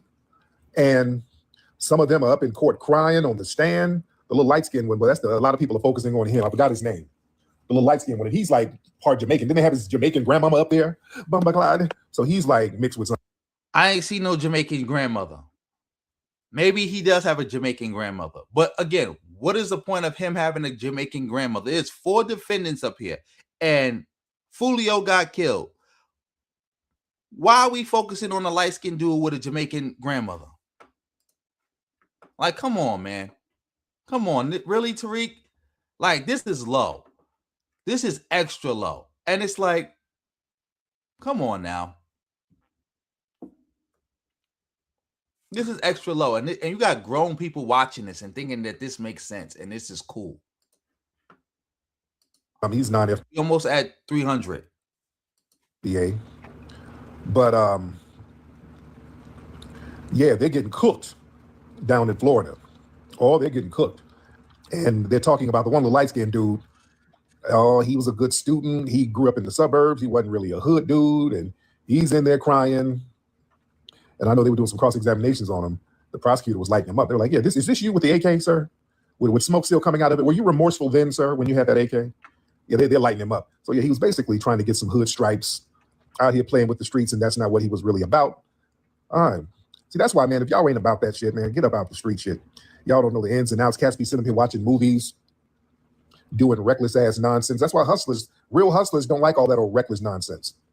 I understand, street rules are street rules. Sometimes you might have to clap back on ops. I get it. I'm not saying I'm not condoning it, but I understand how street rules are. That's the nature of the beast. I understand that. But some of these guys, y'all so damn reckless and emotional, just let it go. Get up out these streets. You don't know what you're doing. You're going to get yourself hemmed up. You showing out. You letting these little hood rats talk you into drilling because you're trying to impress them. And they're sitting right up there on the stand with you. You understand? But listen, Thank you. Y'all say my wife is beautiful. Yes, my wife is fly. That is my FBA queen, Miss Alexis. Yes, indeed. They try to lie on my wife. They say she's all types of shit. They say she's Jewish, Haitian, Dominican, Puerto. Your wife is Jewish. You said that out your own mouth that she's Jewish. You even acknowledge that your kids are Jewish. Because when you was trying to say Drake is not FBA, one of your people said he can't be FBA because he's Jewish because the bloodlines flow through the mother. And you said correct. Your wife's mother is Jewish. Your white mother-in-law who lives in your house that you take care of with all that pro-black money and buy her every dashiki known to man and was helping her in Haiti run whatever she was doing in Haiti. That lady, who was also a police officer, she's Jewish, which means Peanut is Jewish, which means when you had kids with Peanut, your kids are Jewish. Like, what are you talking about? I think we might have to go to that right now. Matter of fact, let's let them keep talking. Ricans, she ain't none of that. That's an FBA queen right there. Well, she's not Caribbean, and shout out to the Caribbeans. There's some lovely Caribbeans out there. My wife ain't one of them. She's an FBA. But listen, excuse me. I want y'all to understand something. When y'all try to get out here in these streets, that pride, ego, adrenaline, all that runs the show with a lot of these new dudes, man. Y'all start feeling invincible. You're riding around with your little clique. You're drilled up. You're fueled by a beef. This dude is disrespecting your block. But listen, your street cred is going to vanish when you get up in that courtroom. Understand that. You better be able to stand on it. Don't go into court crying. All right, when you choose that street shit, hold your head up. It was one of them dudes in there. He's in there all laughing. It was one of the suspects. Did y'all see that? One of the suspects, he's in there. He already knows what it is. He's accepted it. He's in there giggling and laughing. He already knows it's a wrap for him. He's accepted it. Yeah. He has accepted that. Yeah. And listen, don't get in there crying and boo-hooing now. I want y'all to understand something. Listen, you can't operate on the streets like cats did back in the day. Y'all trying to move around like it's 1995. Now, the days of you out here just doing these blatant drills and all that shit, man, ain't no shadows out here no more, man. We live in a whole different world of Ring doorbells, Tesla cameras, traffic light sensors, license plate readers, cell tower pings. Boy, they had every inch of that crime caught. Do y'all know that when they were showing, dude, it was like a reality show. They had so much footage of them damn dudes. They had license readers following every move them dudes made. They had footage of everything. Do y'all understand that? Hotel cameras, Ring cameras, they showed them ditching the car, getting the car. I think one of the dudes, they used his mama's car. They showed him loading the pew-pews up in the car at one location. They had everything on film, dude. Damn. Yeah, y'all should have did like Chud and just made a reality show out of it because there's so much damn footage of y'all ass. Like, damn. They had footage of those dudes from the beginning to the end, dude. From top to bottom. Yeah, we live in a whole different world right now, man. There's dozens of digital eyes watching from every angle. You're not just fighting the police, man. You're fighting a high-definition reality of technology. Yeah, there's a network of cameras out here, so cats got to be cognizant of that. And understand how law enforcement, they allow some of the bullshit to go on. You understand? They know Foolio was out here baiting people and all that stuff. They know that. But they don't intervene. They just sit here. Okay, God, damn, hold on. I'm sorry, these people keep making these damn requests. Like, what's going on, Tariq? Like, say something interesting. Like, come on now. I'm about to put you even double the speed. Shout out to everybody in the building. Shout out to everybody in the building. We're about to put you in like even double the speed. Messing up my focus. I'm trying to focus and chop it up. But listen, man. Law enforcement, they could have stopped this stuff, but they don't want to. I want y'all to understand something. So y'all think y'all slick because y'all getting away with certain things. You planning and plotting and you're getting away with the planning and plotting. They're watching your ass. They're still watching. They're just letting it happen. They don't step in because they see it boiling over on social media. They see y'all beefing with each other. You understand? Law enforcement stays on social media. The feds, look at TikTok, all the feds that be on here whining about our lineage. That's fair shit. But law enforcement stays on social media, instigating beefs, documenting beefs, watching the back and forth go on and on. And in their mind, now people who disagree with FBA are also the feds. And now it's a conspiracy theory. No, in fact, keep going. they're gonna let the streets clean itself up. So they, in their minds, they're like, why intervene for a single altercation when you can just wait and let all the bodies drop and then get you a nice big RICO? You can get the whole pond, not just a couple of fish, get the whole pond. You get the whole surviving crew with a massive RICO. You let all the players take themselves off the board and just sweep up the rest. That's exactly what they did. Yeah. And also what they want to do is feed the prison industrial machine right now. Right now, the jails are struggling. They need young folks in there. They were saying this in court, by the way, because they're trying to decide whether to give old boy, one of those cats, the death penalty or to give him life. And they had a warden up in there who was saying, yeah, give him life because we could use them in the jails. We need bodies to do work. We're gonna put them to work when they go to jail. They're saying all this in the open. Yeah, they're like, yeah, we can get some sweat equity out of them. It sounds like Django or some shit, dude. Man, did y'all see that? That's a fact. Man, they were saying the quiet part out loud. They were like, yeah, no, don't unalive him. Oh, he's young. We need young prisoners. Oh man, it was deep. It sounded like some slave plantation stuff. Like, yeah, we gonna work him. Yeah, he's gonna come in with an inmate number, and he's never gonna leave until he's gonna leave with an inmate number. He's never getting out. He's gonna be working for us forever. Yeah. See, a lot of people have a fundamental misunderstanding of how the system works. Jails and prisons are massive institutions that require bodies to justify their budgets, and they're profit centers, basically. So when you get into these deadly, senseless beefs, you ain't act like no boss. You're being an unpaid recruiter and inventory for the prison industrial complex. They want you to make mistakes like that. And a lot of these cats, man, they got a real disconnect between acting this stuff out and the consequences. I think a lot of these dudes watch movies. They think you can drill on people and then nothing happens. It don't work like that. It don't work like that at all. Pulling the trigger, that takes a fraction of a second. Especially if you don't know what you're doing. You ain't no real hitter. Now you got some real hitters out here who know how to move and shake. But these are little goofy internet thugs who try to take that shit to the streets and then get hemmed up. You make your whole block hot. Your hood gave you up, by the way. You better believe, y'all internet thugs who try to take it to the streets, your hood gives you up. Because when they start knocking on doors, asking questions, snooping around, what happens is that slows the money down on the streets. And the real street cats, they don't want them knocking on doors, coming down to the trap, asking about your dumbass unaliving some goofball rapper. That's bad for business. Nobody wants you to come down to the trap. Nobody wants you to come down to the chop shop with that. Nobody wants you to come down to the blade with that bullshit. You're messing up money. Yeah, that's how the streets think. You make the whole hood hot doing all that shit. Or a high profile rapper. That's how you think, Tariq. Now, Tariq just acknowledged that he would snitch for money, or he would snitch if his money get messed up. Tariq just acknowledged that. But also, let's get to this, because again, that's enough of him talking. I found this. This is Tariq turning his whole bloodline Jewish. Let's listen to this, because he just said that Peanut and them is not Jewish. You heard him. He just said his wife ain't none of that. Shout out to everybody in the building. Saying there are something sure can't be FBA. What kind of weird? According to their law, you are what your His mind, but before it was called hype when you could. Tariq. Type, what's up, dear? Hello, everybody. I'm going to be very, very brief. For this revenue Shane guy, you already explained to him about the FBA side. Now, I am so sick and tired of trying to explain to these musty-ass people about Drake.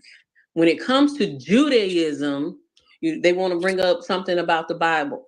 Those folks don't care anything about a Bible, okay? They have their own religious text that they follow.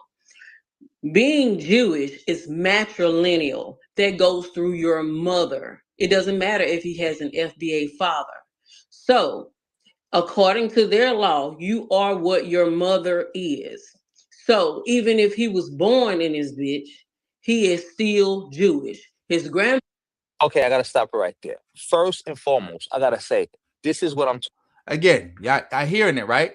You heard what this lady say about FBA, about how it doesn't matter if Drake was even, if his father's FBA, it doesn't even matter if he was even born in America. The fact that he got a Jewish mother, that means he's Jewish, because that's how they hold the bloodlines. And Tariq is agreeing with all of this. He's agreeing with all of this, by the way. So again, that's why I tell people that half FBA stuff and all that other stuff, that's made up. It's whatever Tariq wanted to be. But yeah, let's keep going. talking about with the FBA goofballs. These cowards. Weakness, how like us or not anybody else lost with. We don't care. What she talking about, she America, you got black FBA. What kind of weird the black one on your stuff is this? Hey, you see and all that other green right now? Club, he something sure to the point where the go was father is Jewish. All of those folks are Jewish. His dad, like I posted years ago, was known as the grandfather of AIDS in South Africa, to the point where his name is something Sure. And when Drake decided to make a club, he called it the Sure Club. That's how much Mr. Degrassi loves his lineage. All he does is go from place to place cosplaying because he has no connection to what it is to be us. And I'm gonna leave that alone. And I'm maybe we can just let that die. Thank you so much. Thank you, beloved. Thank you, dear. But yeah, these folks played. As you heard, Tariq co-signed everything she just said. For all you who don't know, Tariq's wife, mother, is Jewish. So according to what we just heard here, Tariq's whole lineage just turned. Okay, sorry, family, I got a phone call. But yeah, we're gonna stop that there. But as again, you heard Tariq acknowledge that the rules of Judaism, how it works, and now he's saying his wife is not Jewish. So how is she not Jewish? But yeah, let's get back to this. Let's see if Tariq goes back to being a xenophobe, or he's just gonna keep exposing himself as a snitch.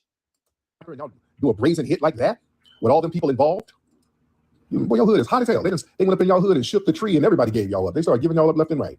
So what is it, Tariq? Did the hood give him up, or did they did the surveillance give him up? Which gave him up? But I'm pretty sure that's what Tariq would have been doing. That if Tariq had actually been out here and been trying to be a pimp like he pretends to be, or trying to be a Crip like he was pretending to be, Tariq would have been the person giving everybody up and justifying it by saying, well, I did crimes and y'all made the block hot. Mind you, these people are criminals. They supposed to do crimes. You just justified the crimes they did. Say you understand why they did it. And it made sense for them to do it. Now you saying that it would be okay to snitch on them because they made the block hot and made it harder for some people to get money at a time, period. Yeah. Let's be real, man. There's a lot of clout chasing and self-snitching out here, man. You see, a lot of these situations are fueled by internet culture, diss tracks, Instagram live taunts. You know, you're trying to treat life and death situations like reality TV. So law enforcement don't even have to work that hard to piece together a timeline no more. So you're documenting your own downfall in real time. You understand? This is heavy stuff out here. So you got to be very careful. We'll say that the Tethers are jealous of me. Oh yeah, the Tethers, they hate that I get the level of respect that I get. Bertie, what you talking about over there, brother?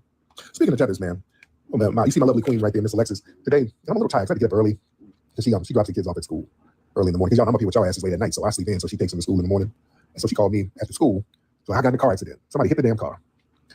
She was parked with the kids in the car. And luckily nobody got hurt. But somebody hit the front tire of our Suburban and just knocked that shit off the axle. You know how the tire is like dented in? Oh, it's janky as hell. How did y'all know? Somebody said African. How the hell did y'all know? Yeah. How did you know?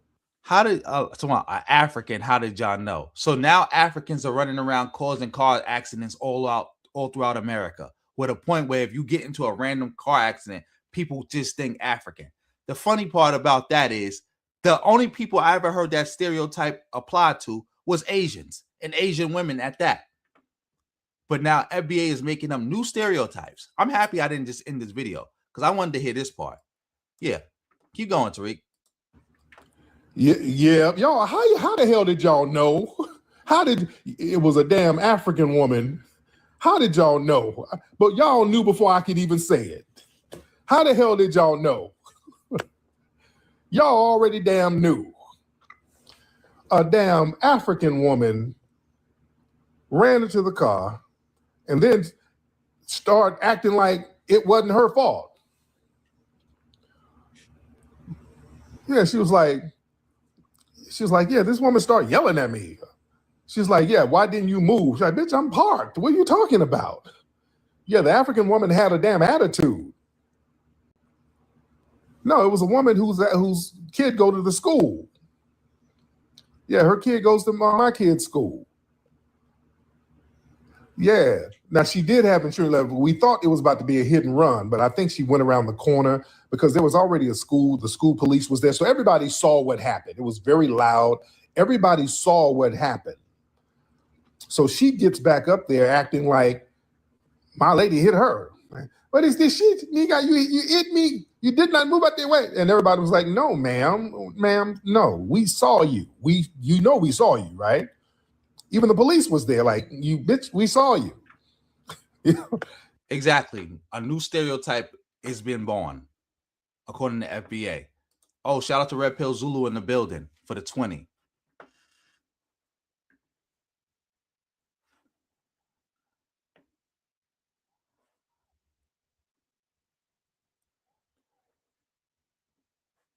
Oh, of course. That's Tariq's MO. Just like now with this Foolio case. One of the dudes may have had, according to Tariq, a Jamaican grandmother. So he wanted to focus on him. So we watched 4 people, I'm still going to say alleged, even though they've been convicted, be responsible for killing Foolio.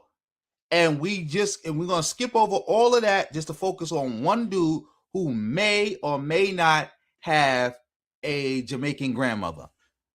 Just like with the Louisiana thing. Tariq and the FBA still have not talked about the shooting in Louisiana. But they talked about everything else. Everything else.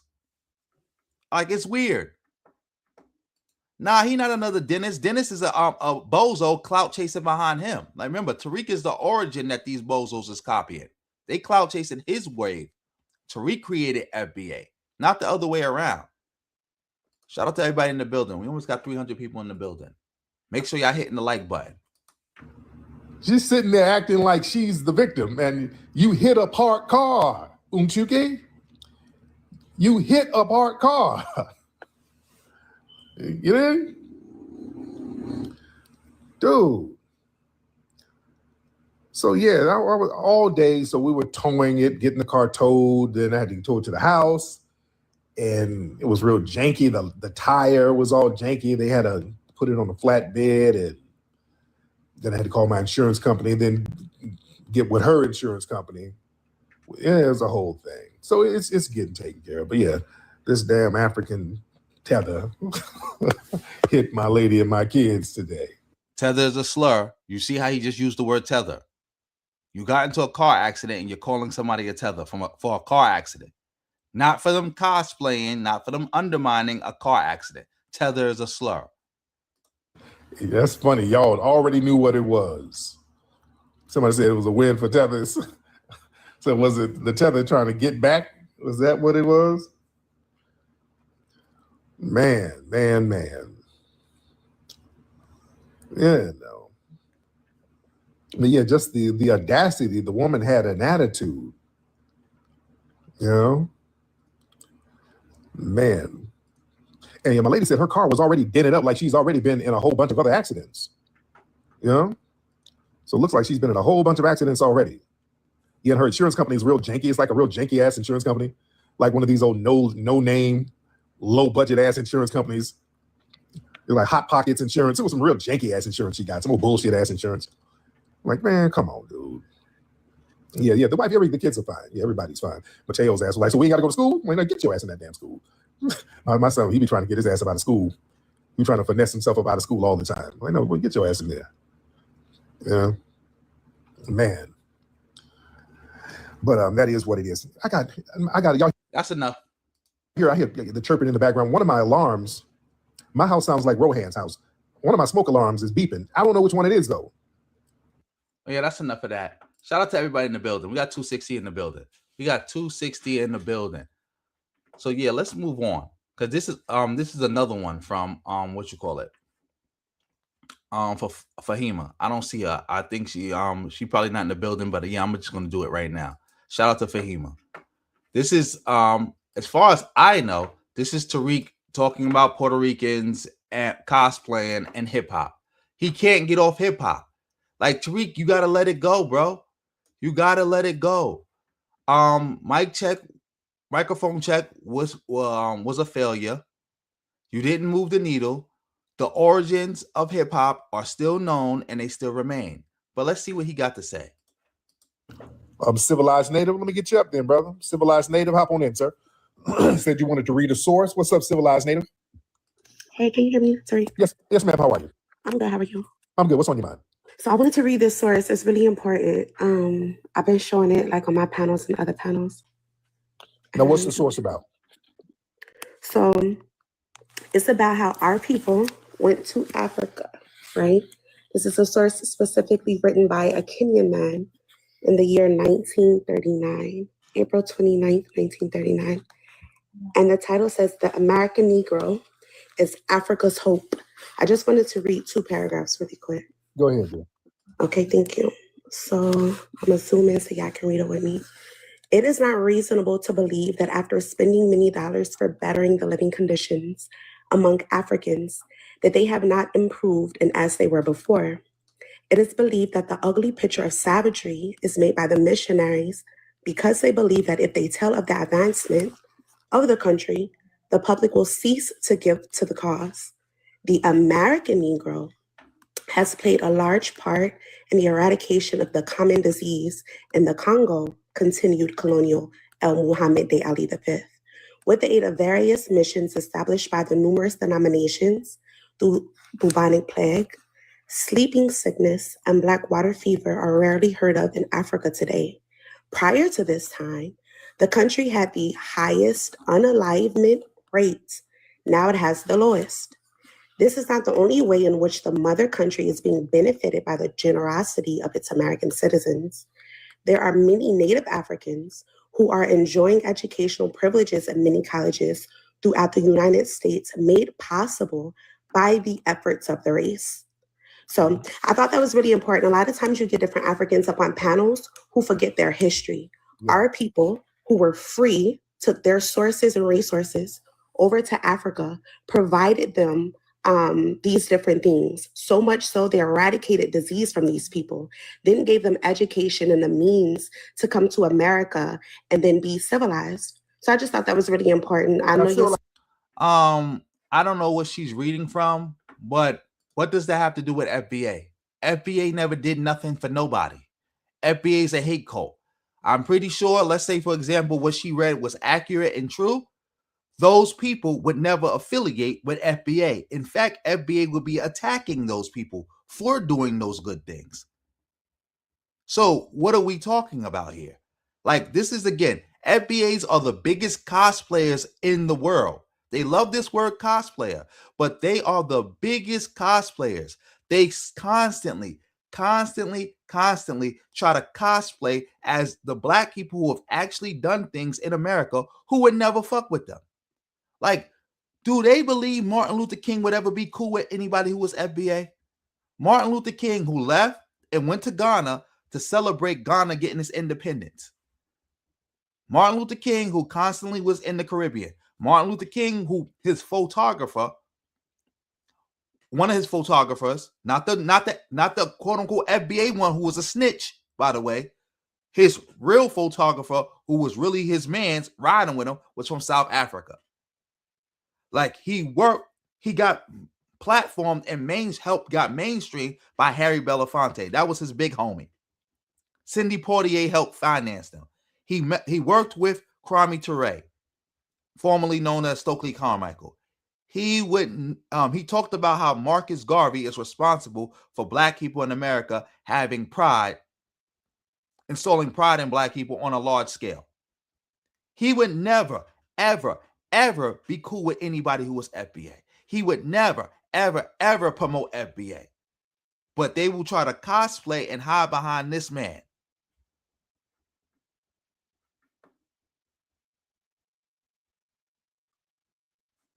Let me see. What did you say? I hope you don't think it would be riding for. He would, because he did. And matter of fact, it's not even would he be riding. Black American is anybody black in America. That's why if you know the civil rights movement, most of the leadership, a large swath of the leadership, and most accomplished people in the civil rights movement were Caribbean. Who has the most civil rights W's in the courtroom? Constance Baker Motley, the civil rights queen. That was her name at the time. People referred to her as a civil rights queen. She is Caribbean. She personally got Martin Luther King out of jail one time. If you ever think anybody could have disrespected Constance Baker Motley, and he would have been like, well, Constance Baker Motley, you of an immigrant background, and this person is of a native background, so I'm going to allow them to disrespect you. That would have been out. Remember, Marcus Garvey is the biggest black leader of all time. A lot of black people in America got put down and got their face cut, got killed, got all kind of things happen to them for disrespecting Marcus Garvey. And it was black people from America doing that. Like we gotta get it together. Black American just mean anybody black from America. We don't do this whole FBA division. Black people in America have never even had an ethnic identity. Our identity has always been racial. Our identity has not even changed since slavery. On the plantation, if you was black, you was just black. It didn't matter whether you came from Cuba, you came from Africa, you came from Jamaica, you came from Haiti. It didn't matter. Once you hit that plantation, you was just our people. That's it. You got the blood, you our people. This is why I was talking about earlier with Seco playing plantation games. If he would have been if we was back then, he would have been seen as the people. He would have been seen as a sellout, but seen as still as the people because he got the blood. That's how the identity works.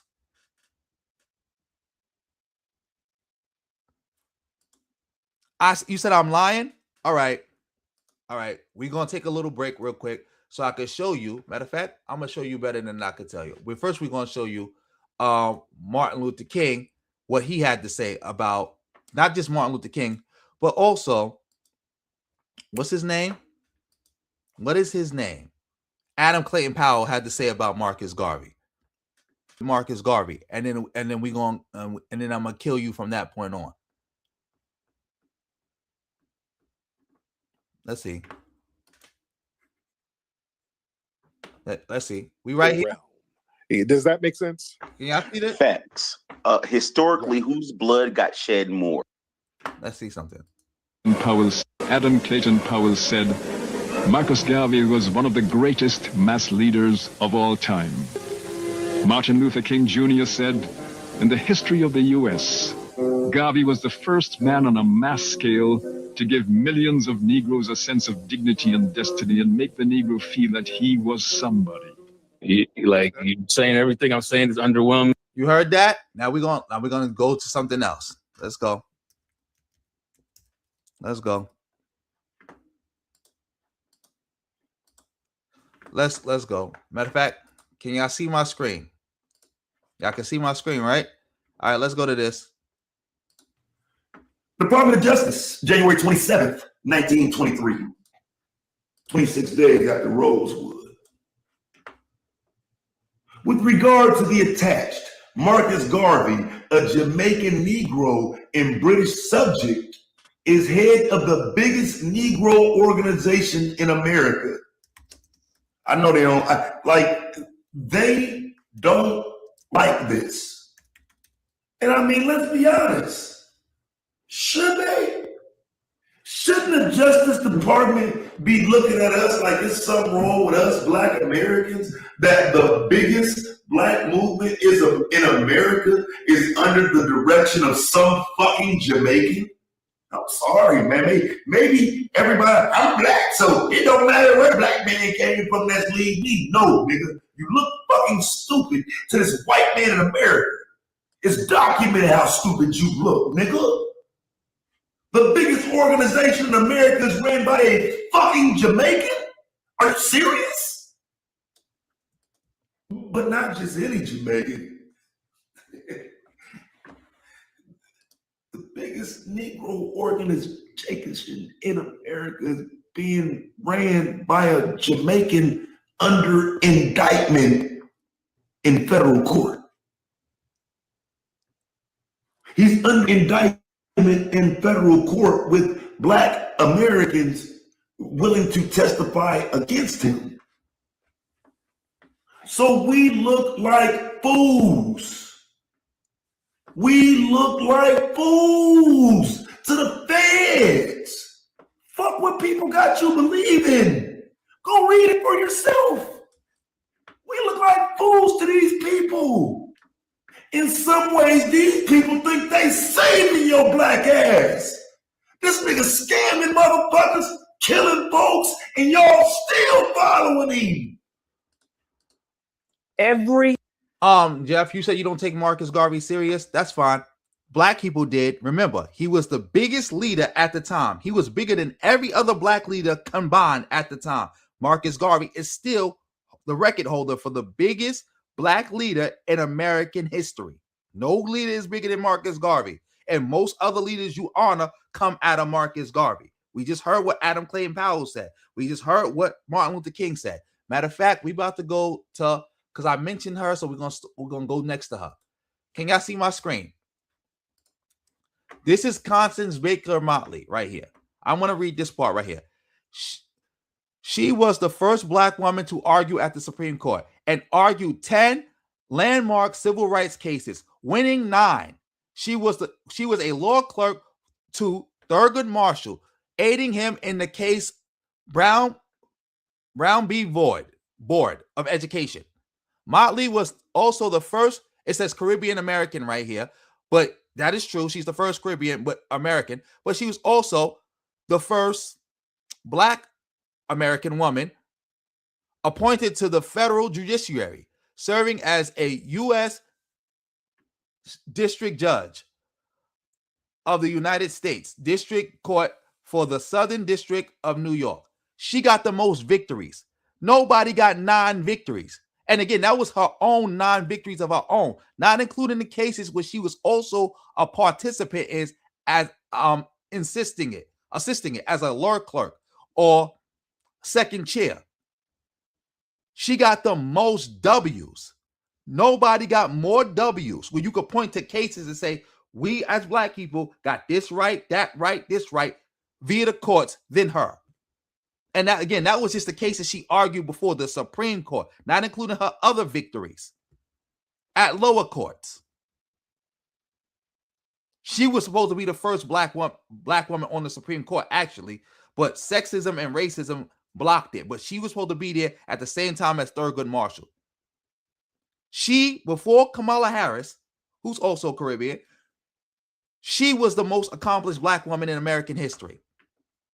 Some would even argue she's still the most accomplished black woman in American history. But I would give it to Kamala because she's the vice president. She became vice president. So what else we gonna go to? Who else we gonna go to? Matter of fact, I think we could go to let me see. Matter of fact, we're gonna save this for a whole stream. We're gonna do a whole stream about this. We're gonna do a whole stream about this. I'm gonna violate the game. Let's get back to Tariq. We're gonna do a whole stream about this because again, I'm not gonna make it up as I'm not gonna just try to figure it out and find stuff as we go. That's gonna waste too much time. But here we go. Let's get back to this. That's it. Hold on. Civilized. Now where's, because I hear a little, you almost have a Caribbean accent. Anybody Caribbean in your family? No, absolutely not. You said this last time some of your people said I was Puerto Rican. No, I'm on panels all the time. I grew up in Jersey and Virginia. My father's in the Navy. I have 0 Caribbean in my family. Dad, Tariq, you so much of a xenophobe that you attacking somebody who's sitting here pushing FBA. Can't make that up. Okay. Yeah. Okay, because that accent. You grew up in Jersey? Yes, Jersey and Virginia. Yes, Lakehurst, New Jersey, on a naval base. Yes. Oh, okay. And what your mom is from where? My mom is from America. What part of America is you? Marcus Garvey left Jamaica to come to America because he was so great. Remember, he came to America to be the leader of black people in America, and that's what he did. That's why he left. He left because he's like, all right, I outgrew Jamaica. Let me go to America and be the leader of all those people there. And he did that. He came here, was the leader. That's why he left. That's greatness right there. You left your own country, came to another country, and then became the leader of everybody. Not just the biggest leader of all time. A leader bigger than all the other leaders combined. Yeah, that's why he left. That's why he left, because he was like, all right, let me go. Let me go. She's from the South. We have roots in Mississippi, Virginia, Kentucky. Yes. Okay. Listen, understand this. If I was not American, I would not be in y'all spaces. Okay. All right. You don't never hear any other accents from anywhere else. You don't think that, like, we have New Orleans accents. We have the Gullah Geechee accent.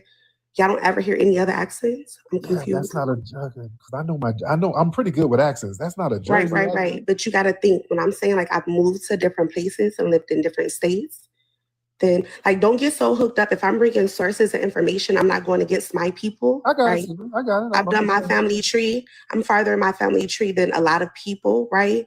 So understand and know if I have admixture. This is another thing I talk about. I talk about my admixtures. So I have different admixtures from Europe. I have an 8th grandfather from Spain, and he was brought here as a slave.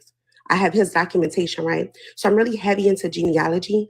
If I had who came Caribbean, from Spain? Who came from Spain? Who was from Spain? My 8th great grandfather. Okay. And he was brought here as a servant / slave. You know what's so funny? She just said she got admixture from Europe, but that's not knocking her FBA-ness. Mind you, if she had said I had an 8th grandfather from Nigeria, Tariq would have been like tether. But she said I got an 8th grandfather from Spain, which means white. Tariq is okay with it. Again, FBA is just anti-black. It's just anti-black. Okay. So, and then they moved into New Orleans, and then they mixed in with people there. Okay. So, yeah, just know and understand, like, I'm bringing up a source, right? So let's not get so caught up on the way that people speak. If a Gullah Geechee come up here, y'all gonna say they African? No. You know what? Let's see you. Turn the camera around. Why y'all want to see me? Let me see something. No, I'm not coming up. Uh-oh. Why you I'm not showing y'all. Why you Because not? every time I show myself, then you guys say I'm Hispanic. Uh-oh. Are you a red bone? Unfortunately, well, not unfortunately. I love myself, but yeah, I get so confused. And this is what I do since I've been on TikTok. I come on here to read, to give that information. Good, and people get caught up on the way that I look. Again, if I was Hispanic, go ahead. Okay, that's okay. No, don't be defensive. Right, like, but that's the truth too. Why would she be coming up here giving y'all quotes and all this other stuff to try to make other black immigrants look bad that y'all don't even know about? Why would she be doing that? Are your children, do you have light skin? You have a light skin, your children are light skin, right? Right. Yeah, they all so unfortunately, you know what they're gonna say to your children? Your children are gonna go into spaces and they're never gonna be enough. So they're gonna have to have very, very thick skin. Very thick skin. And God forbid, because you grew up in Cali, right? You know, Cali people have an accent too. So God forbid your children go to school. Yeah, she sounds like she got an accent mixed from all over the place. She sounds like a little bit of New Orleans, a little bit of New Jersey, a little bit of Florida. Yeah, she sounds like a military person who grew up everywhere. They have a Cali accent and they're light skin. For me, I've been fighting. I have 5 brothers, right? So since I was younger, I've always had to fight people because they love that plantation. They love that master ancestry. Can't get enough. Like to play with me in person. You know what I mean? I just want to see what your hair looks like. That's all. Hold on. Let's see what your hair looks like. Hold on. I'm putting a mask on now. I'm not showing you my face. That's another thing. Africans are on this app trying to dox me, so that's another thing. Put a mask on. Put a mask on. Let me just see what the hair looks like. Let me see. Y'all so petty. Let me see what the hair looks like real quick. That's it. Just hop on real quick. Let's see what that hair looks like. Hold on. We're gonna see what's going on. You are funny, and you. Oh, she's getting a mask on. Let's see what the hair looks like. All right. Let me see what's going on. Let's see. Let's see what's going on. Let's see you flip that camera around. Where you at? All right. Waiting on her to flip that cam around. All right. Yeah, I have real long natural hair. Let's see. Okay. And I just got my hair cut. Okay. So yeah. Okay, let's see the top. Okay, I couldn't see the top of it. What? I couldn't see the top. You were so fast. I'm trying to see the top of the hair, sweet. Let's see the top. Wait. Come back, sis. It was giving Afro-Latina. All right. Okay, so what's the Afro-Latina though? Because the Afros are indigenous to America. So what's the Afro-Latina? Okay, right. Right. Are you an Afro-Latina, man? You want me to bring a source about Afros? So Afro's indigenous specifically to America. Right. So you're saying I'm an American Latina? Is that what you're saying? Okay, it's giving Afro-Latina, man. But what does that mean though? Like Tariq, what does that mean? that means somebody who comes from a Hispanic background, right? Okay. So because my hair, what kind of hair does your wife have? I'm confused. Well, my wife she was just over here. I just showed her. Right. But she doesn't have like long natural hair? Yes. Tariq, your wife has the same type of hair that she does. Like, you so thirsty for content that you bashing your own people. She came up here, told you she was FBA. She coming up here supporting FBA. She doing a whole bunch of FBA nonsense, disrespecting black immigrants and all this other nonsense. But you now trying to claim she's an Afro-Latina based on her hair. She got the same hair as Peanut. Same hair as Peanut. But she's not Latina. Hold on, I'm so confused. So you're basing, hold on, relax. So you're basing my accent and my hair type and my color to say that I'm Latina. It's giving Latina because of the accent and the hair. So we don't have pretty long hair, light skinned women with accents in our community. That's what you're saying. We have beautiful foundational Black American women. They don't have Hispanic or Caribbean accents, though. They don't. I think that's really like, again, if I was Hispanic, right? If I was Hispanic, I would be in Hispanic spaces. No. I mean, I don't know. Like, you got to think, right? Yeah, you got to think. Matter of fact, I'm about to put it. Yeah, let me just let this play. I'm not saying, listen, sweetie, I'm not saying you are, you're not. I'm just saying it's kind of giving the vibe. I'm not saying you might. I don't know. I don't know your background, dear. But I know a lot of FBAs. Like, Mom, I got a bunch of FBAs. I want to see. You want to see my father? I'm gonna put my father. I got a bunch of FBA women in my family. And just the accent. I'm very good at accents. That's just I don't know where in America that accent is from. That's the problem that a lot of people I seem to have. It's the accent. I mean, you don't sound like, your family's. You don't have our accent, and it's okay. It's okay. This is not an indictment. Sound like you might have Puerto Rican ancestry or something like that, or I don't have Puerto Rican ancestry. Y'all being disrespectful, right? No, I guarantee you. No, but listen, really quick, Tariq. No. You're our sister. I'm not being disrespectful. I don't want to be disrespectful. But listen. This is the thing, right? I came up here with a source. Yes, I came up here with a source to let my people know the greatness that we have in our culture, in our community. If I was half and half anything, I would have been very genuine and came up here and started and stated that to begin with.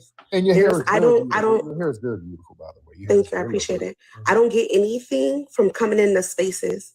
I don't get anything from coming in here. I can go on and be on my way and be in other spaces and collect whatever I can collect from you all's government if I wasn't an American. Right. I go hard for my people for a specific reason, right? And also I teach people about being indigenous for a specific reason. Exactly. This is literally, she's literally a pretendian, FBA pretendian, and they attacking her, ignoring all the evidence she was bringing to help them better attack Africans to clout chase. Because that's what this is about. That's what this is about. She probably turned one of these FBA bozos down, so they started the rumor that she was Puerto Rican. Because again, it's just a xenophobic hate cult. So if they don't like you, or you do something they don't like, or you say something they don't like, they'll just accuse you of not actually being FBA. Quote unquote FBA. That's what they're gonna do. Oh, you disagreed with Tariq? You might have a Jamaican grandfather. Oh, you said you was from New Orleans, and you disagree with Tariq, that means you Haitian. Oh, you disagree with Tariq and you from New York, that means you're a black immigrant. Oh, you light-skinned and you disagree with Tariq, that means you Puerto Rican. It just don't stop. Because I know I have admixture. I know I have people from Europe. I know I have people, like I said, an 8th grade grandparent from Spain, right? So I understand and know my history. So when I'm in these spaces, I teach people, make sure you do your genealogy because we have different admixtures. I don't have any Caribbean, any Puerto Rican, any Mexican. But the fact that I come up here with a source and I'm showing you information, then you go on to call me an Afro-Latina, which... Is that Tariq playing Mexican music in the background? On top of that, Afros are indigenous to America, but it seems like somebody of your stature, right? You're very smart. I'm surprised that you even stated that when Afros, they were denouncing the African hairstyle in Africa. So I'm confused why you would call me an Afro-Latina. You're basically calling me an indigenous American with Latin admixture. So you yourself are basically calling me an American, and I appreciate that. I'm gonna go ahead and go and step off your panel, though. You have a good night. Thank you, dear. No. Suave. Suave. Oh my God. See, this is the problem. Y'all go on Tariq. Y'all think y'all his friend. He'll disrespect you for clout, for clicks and views. You pouring your heart out to him. You really on that FBA stuff. You said Africans are trying to dox you. You got ops now for pushing the FBA. And look, you just talked to your FBA daddy and he disrespected you. And accusing you of lying and saying that you Puerto Rican. Shout out to all the Puerto Ricans. I'm not saying something's bad with being Puerto Rican. I'm just talking about from their FBA nonsense. Suave. Suave. Suave. All right. Okay, dear. Okay, she got very defensive. Okay. Bless her heart. Bless her heart. Bless her heart. The accent. You have a very pronounced accent. Shit. I don't know what to tell you. She has a very pronounced Caribbean Latin accent, which most FBA women don't have. No, I don't know. I'm just trying. We don't have accents like that. We don't have accents like that. I don't know that. Yeah. I don't know, and it's possible. I guess some people can, I give people the benefit of the doubt. I mean, sometimes people can hang out with certain people and then start picking up their accent or whatever. But that accent sounded Latin Caribbean. It sounded kind of Latin Caribbean. I don't know. But respect to her. I'm not trying to denigrate. I'm not trying to be disrespectful. You are trying to be disrespectful. That's why you was playing the music. Shout out to everybody in the building. We got like 300 people in the building. Make sure y'all hitting that like, family. And if you can't support monetarily, fire emojis. Hit that reaction heart. That's going to help. But again, if you want to support and you don't want to be seen, PayPal, Cash App. You can let me know on a PayPal, Cash App. If you want me to shout you out or you want me to do something for you, you can let me know. Also, shout out to everybody who has donated so far. We almost at our goal. Let's get halfway to the goal. At least halfway to the goal. We got like an hour left. Shout out to everybody in the building. Disrespectful. I'm not trying to be disrespectful. I'm not. She was a lovely lady. I'm not trying to be disrespectful, but I'm pretty good with accents. Boy, I can listen to an accent and kind of figure out where somebody's from, especially here, because all my family is here. We got regional accents that we can kind of pick up on. I know when somebody's from the West Coast. I know when somebody's from the Bay Area. The Bay Area has a certain accent. LA, different parts of LA have different accents. Inglewood has its own accent.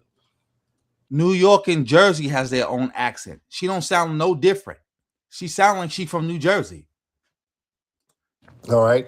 Compton kind of have their own accent. Yeah. She was cool. I'm just saying.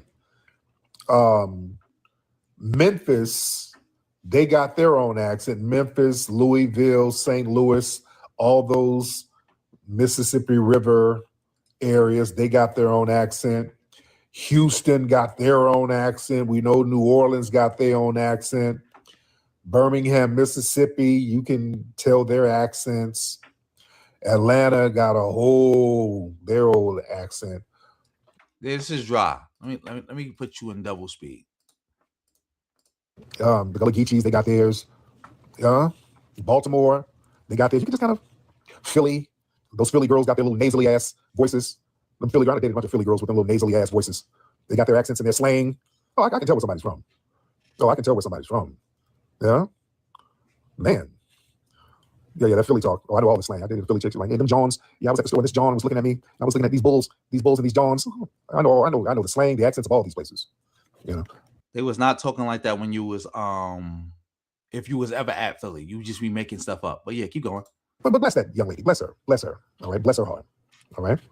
Bless her heart. Let's get Brother Different. Different, you want to come on up, Brother Different? Hop on, Different. Brother Different, hop on in. Like, what's up, Different? Hey, brother, how you doing? I'm good, man. How are you?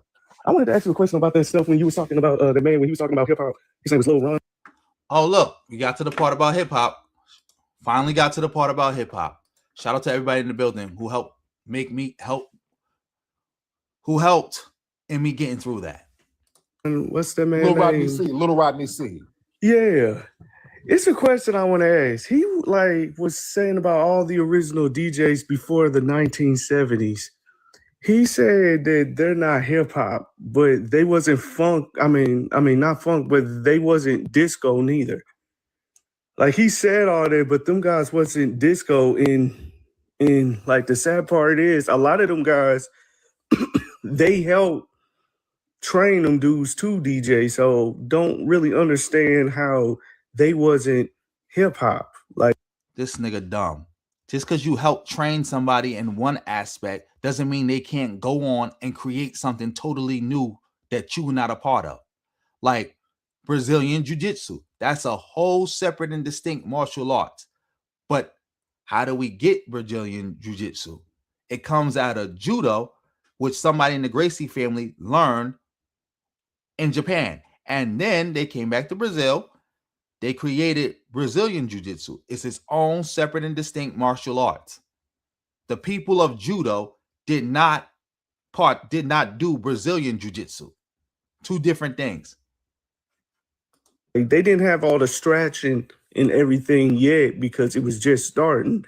But it's just crazy to me how they X out, DJ Pete Jones and DJ John Brown and, Disco King Mario and all them guys when they actually trained them how to use like the record and the vinyl and all that because they taught them. Because it was DJ Pete Jones. I didn't know he taught Flash.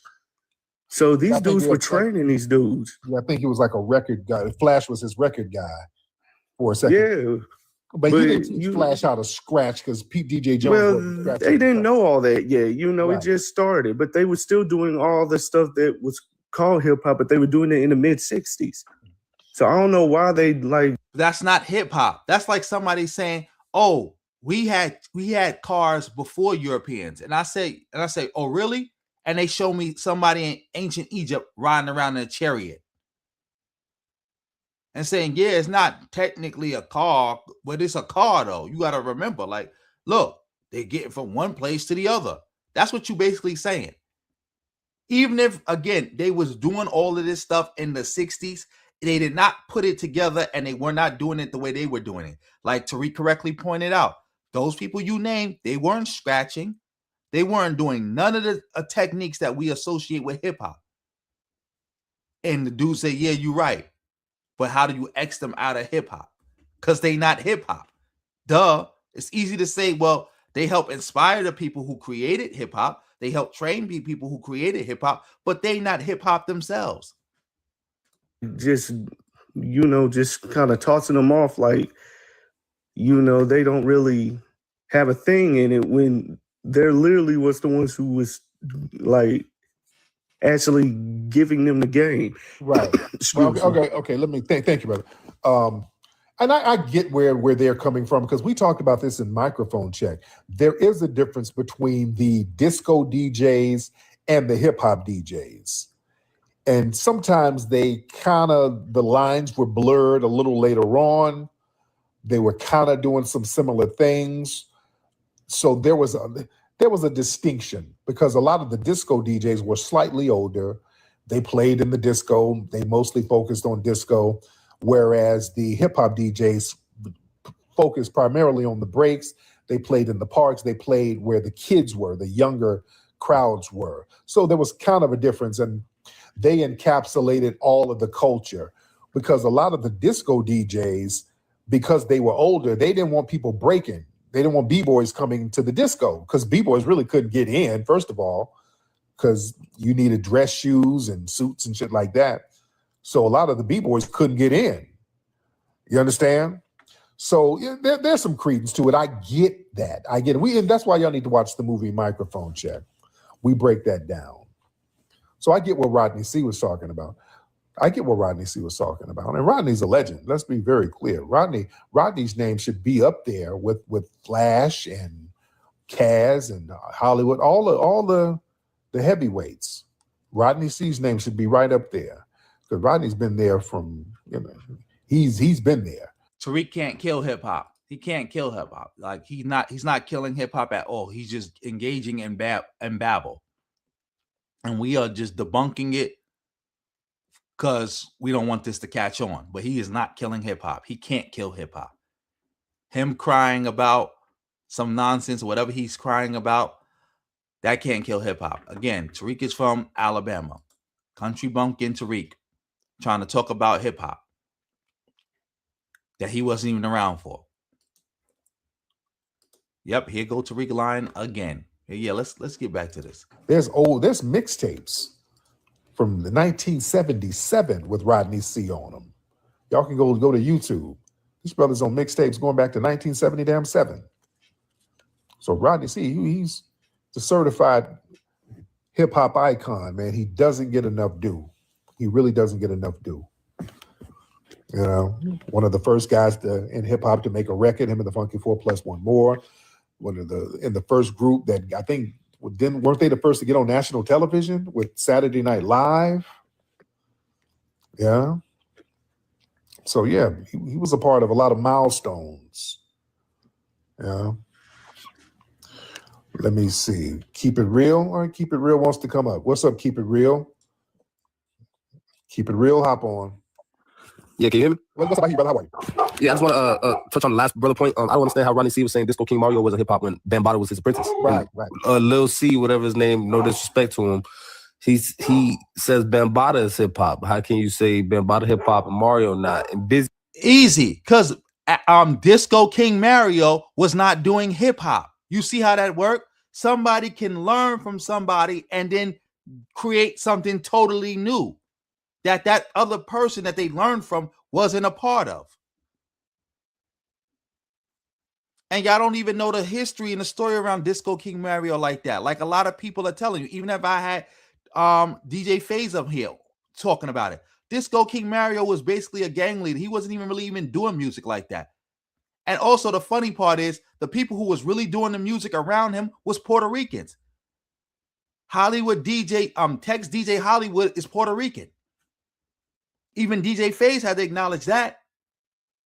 So if we acknowledge in Disco King Mario as a part of hip hop, then who else is a part of hip hop?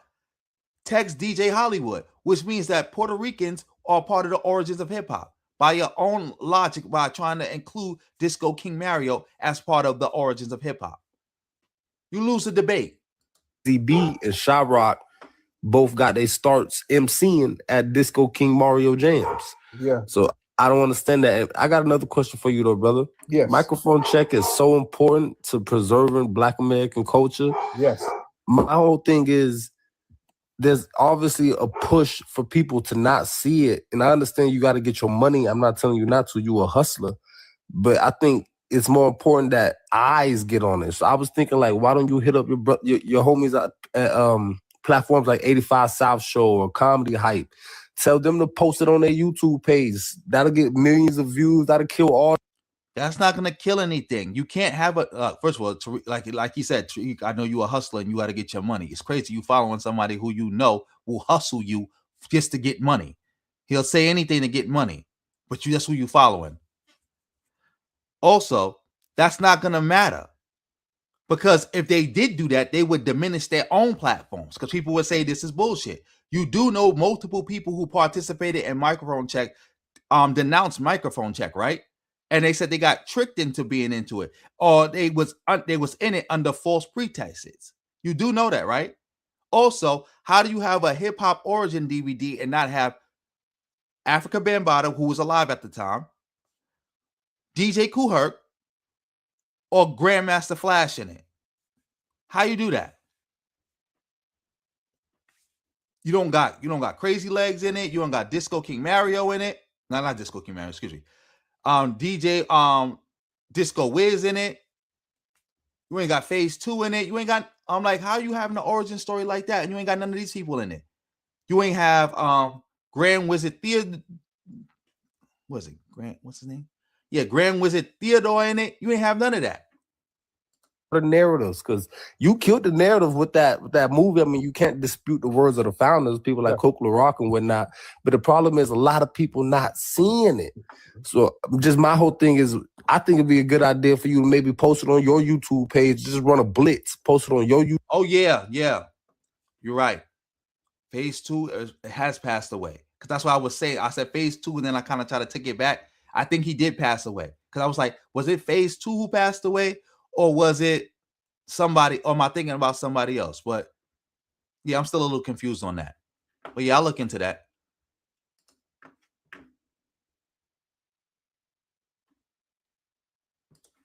YouTube page, post it on 85 South Show YouTube page, and y'all can, discuss the splits and whatnot, because it is your movie. Post it on Comedy Hype YouTube page, et cetera, because it'll kill all the narratives, because we need eyes on it. It is so important, because I see articles almost every day trying to rewrite hip hop history. We don't have no eyes on Microphone Check. I saw it, but we just need eyes on it. I understand you got to get your bread. Okay, well, you said it's. Yeah, I'm happy, Tariq, you cut that bozo off. But again, what's so funny that he just proved that how is people able to rewrite quote unquote FBA history that everybody knows? According to FBA, everybody knows the history. Tariq was just affirming the history, but other people are able to, that are not a part of our community, not a part of our culture, can just rewrite the history, and we in danger of losing our history. That's crazy. That's like somebody who is not Cuban or Puerto Rican trying to rewrite the origin of salsa music. And it's Puerto Ricans and salsa, Puerto Ricans and Cubans is like, we need you to put out this DVD because we about to lose our culture. How does that work? Same thing over and over. Go to Amazon and just buy it. Shit, it's only a couple bucks. Yeah, they put eyes on it like that. They gonna see it. There's only a couple of dollars to see it. Just go to Amazon and watch it. People saw it, and we were selling out theaters. People saw it now. Don't get it twisted. Yeah, we were selling out movie theaters with it. Yeah, and what happened was them white Hispanics start calling the theaters trying to sabotage the movie. No, what happened was you was using people's intellectual property without their permission. The funny part about Microphone Check, Tariq tried to use pictures from the 70s to try to prove that there was no Puerto Ricans a part of hip hop, and the person who took the pictures was Puerto Rican, and they were Puerto Ricans in the pictures. Like you debunked your whole self with that one, and then you had to start using AI images. Because they were mad because we told the truth about Puerto Ricans, so they start getting behind the scenes, calling the theaters, talking about, yeah, we use their photos without. Exactly. I didn't even see this part. Yeah, you use their photos without their permission.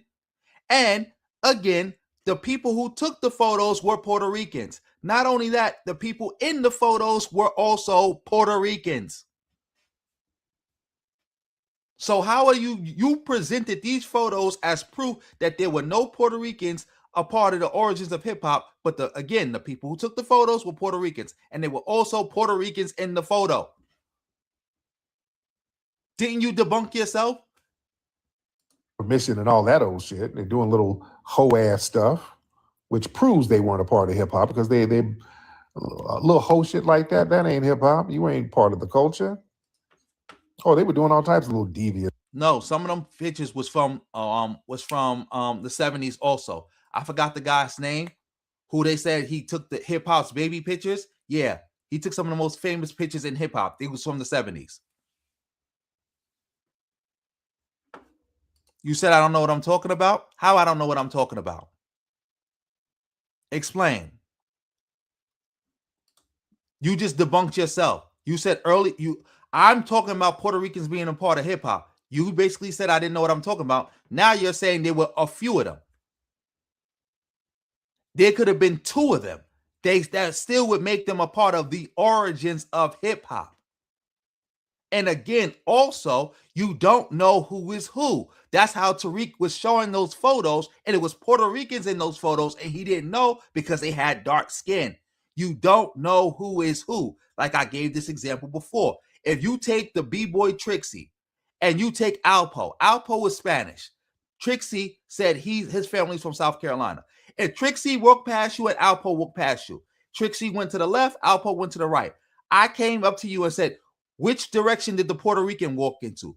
You're going to say to the left. You're going to point at Trixie. If I say, where did the black person walk at? You're going to point to the right. You're going to point at Alpo. And you're going to be wrong. People don't know who is who. I think y'all failing to realize that. People don't know who is who. And also in New York, Puerto Ricans and black people are one people.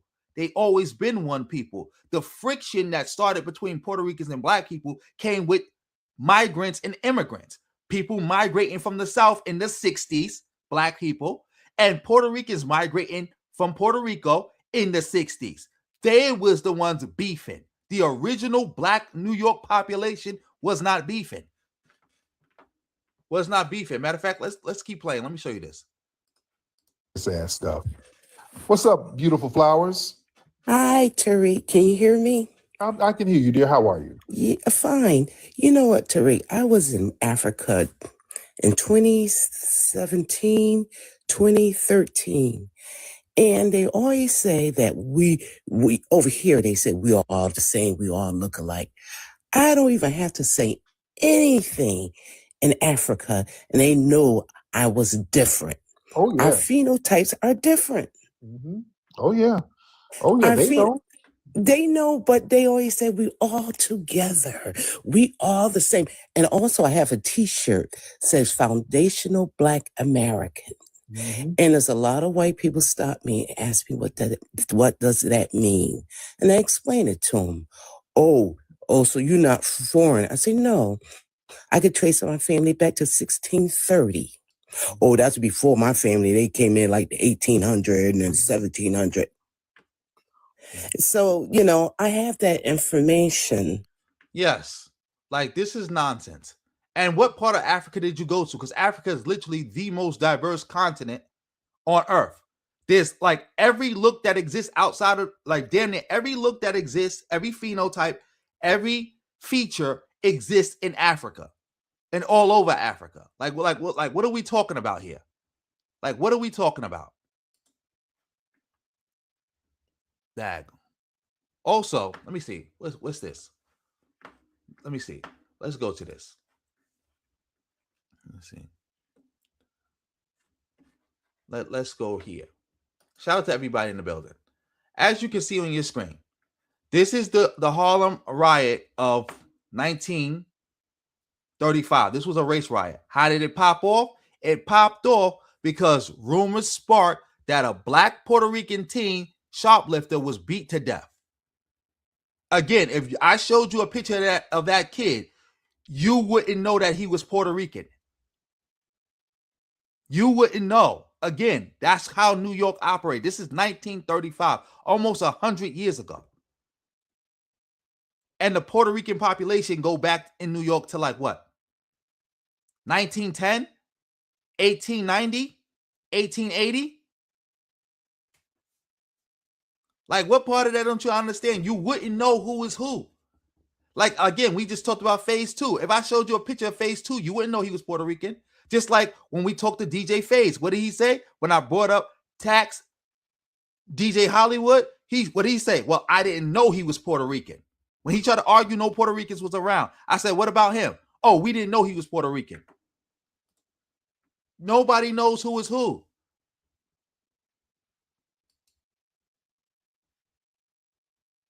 Exactly. There is, matter of fact, I'm gonna make this statement. There's nobody in New York who is Native Black American, got Native Black American roots, whose grandparents were New Yorkers, parents were New Yorkers, and they were New Yorkers that don't got Puerto Ricans in their family. Not one of them. Not one of them. If you could say your grandparents is New York, your parents is New York, and you New York, and your family come from the South, you got Puerto Ricans in your family. You got Puerto Ricans in your family. Phase 2 was Puerto Rican. See, you didn't even know that. Phase 2 was Puerto Rican.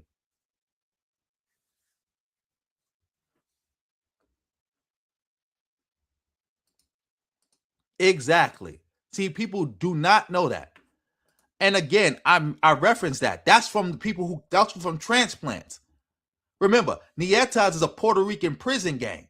Them people who came to New York, who was the Nietas and doing all that, they wasn't New Yorkers. They moved here.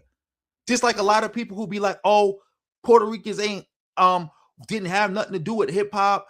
I was there in the 60s. Them niggas moved. I was there in the 70s. I was there in the 80s. I was there in the 70s. Them motherfuckers moved from the South. They moved to New York. They moved there.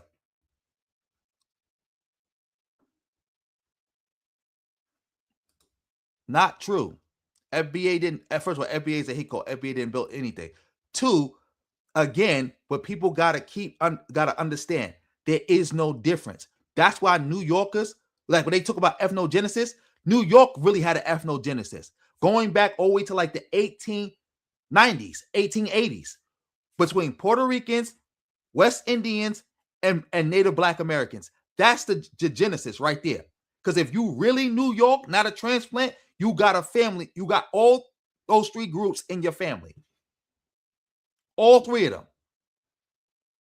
All three of them. That's why it would be easier to name. Matter of fact, I wouldn't even say it would be easier. But you can't. There's just one group. I guess we got to do a story about that too. I just explained who they was beefing with and who they was fighting. I explained that.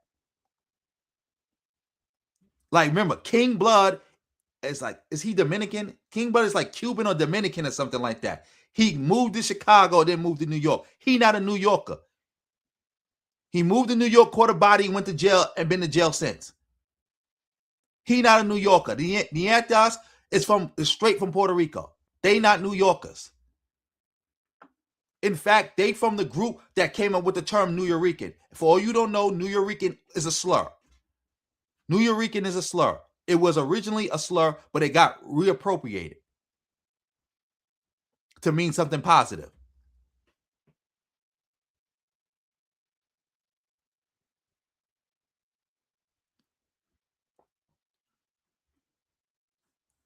That is a fact. That's New York history. Nobody, I dare somebody say they are New Yorker and try to refute anything I'm saying. Like the whole origins, the bedrock of Black New York is San Juan Hill. The Harlem before Harlem. Like at one time, the leader of Black people in New York was a Puerto Rican. What was the New York Puerto Rican? Excuse me. What was the New York Negro League team called? The New York Cubans. That was our team. It was called the New York Cubans. The Black team was the New York Cubans. What comment I skipped? I didn't skip no comment. I addressed every comment you put up here. Like, put it again. What comment I put up here? Jeff, you said I'm lying again. I guess we're going to have to do this again. Let me see. New York Cubans. The New York Cubans were a Negro League baseball team that played during the 1930s, and from from 1939 to 1950. There you go. There you go. There you go. There you go. There it is. There you go. Look, these are the Spanish people that was also a part of the team. Look, he's Black. Black. Black.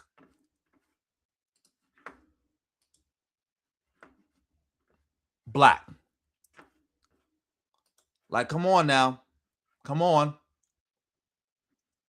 Come on. Like, what else did you say? You said I lied about? Let me see something. Shout out to everybody in the building. Shout out to everybody in the building. What else y'all said I lied about? What else y'all said I lied about? Let me get this off my screen. What else did y'all say I lied about? let me look into this right now. We're gonna get to this right now. What else did I lie about? Can y'all still hear me? Can y'all still hear me? What else did I lie about?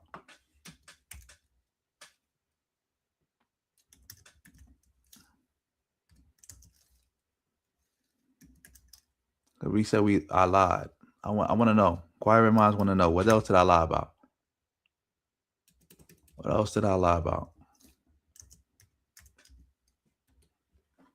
What else did I lie about? What else did I lie about? What else did I lie about? What else did I lie about?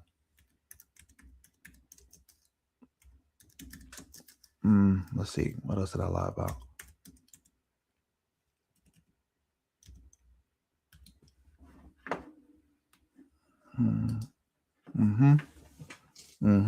What else did I lie about? Somebody said I lied. What else did I lie about? What else did I miss? Let me know. What comment? Put the comment back in there because you keep saying I address your comment, but I said I addressed every comment. So put your comment back in there so I could address it. Put it back in there so I could address it. Because you said I'm lying, so put the comment back in there so I could address it. Put it back in there so I can address it.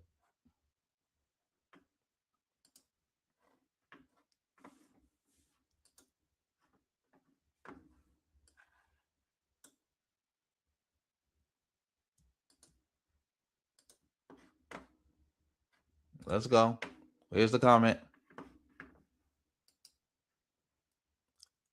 You got to put the comment back in there. You type in to other people. You got to type to me.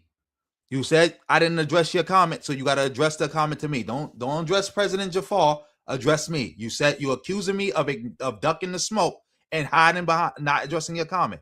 Put your comment back in there so I could address it. Do that. Do me that favor. Thank you. Put your comment back in there so I could address it. Shout out to everybody in the building.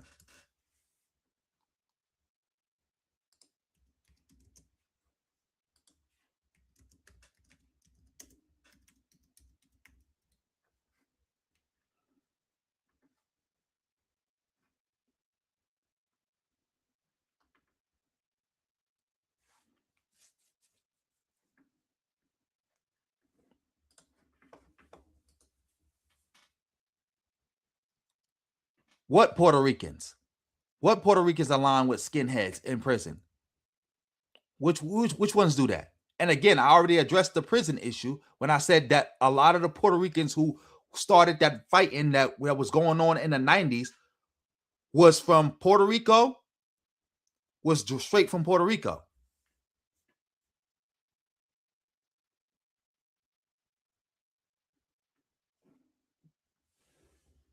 Like, which one is it?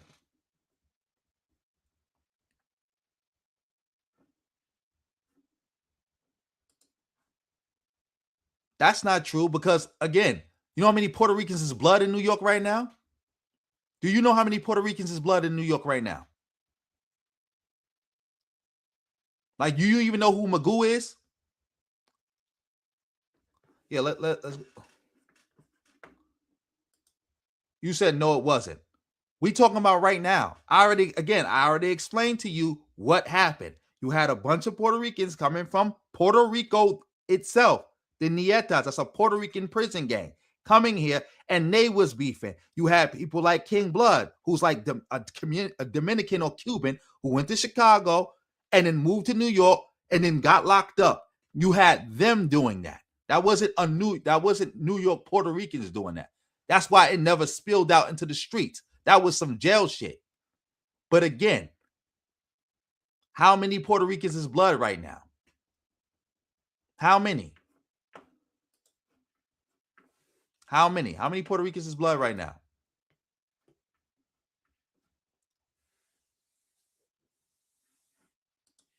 Exactly. Like that's cap. That's cap. Matter of fact, we're going to do it like this. We're going to do it like this. Hey, shout out to everybody in the building. Oh, I got off my screen. We're going to do it like this. Let's see.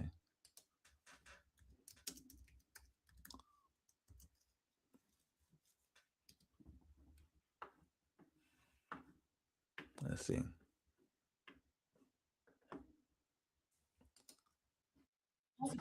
Wait, can y'all see my screen? Wait, let me do this.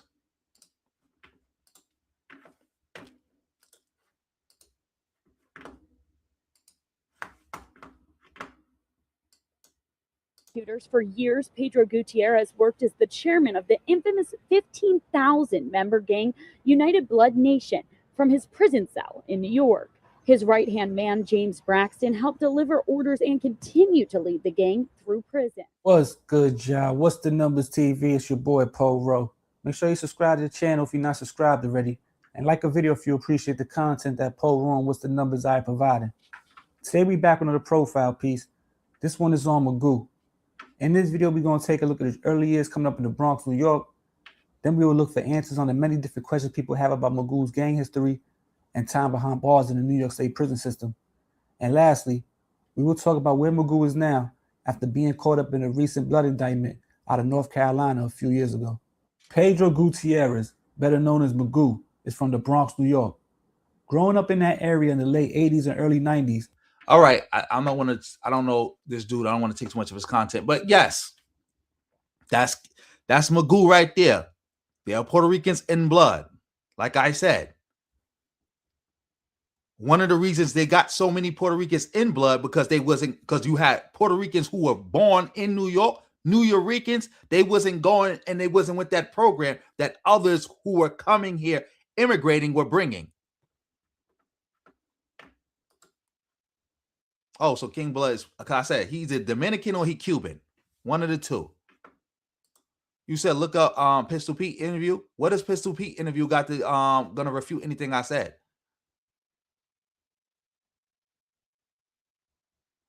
What's that gonna refute? In fact, I watched many Pistol Pete interviews even before the internet when they were back to the DVD era. I heard him speak on this where he said, like, yo, when on the streets, my best friend was black, but if I went to jail, I had to roll with the other Spanish people, so I couldn't even deal with them. I heard him say that before. How does that refute anything I said? That doesn't refute anything I said. That didn't refute anything I said. But anyway, yeah. Shout out to everybody in the building. Shout out to everybody in the building.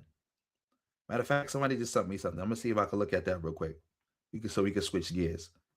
But again, we might have to do a whole live stream about this because again, I don't know how anything I said was refuted.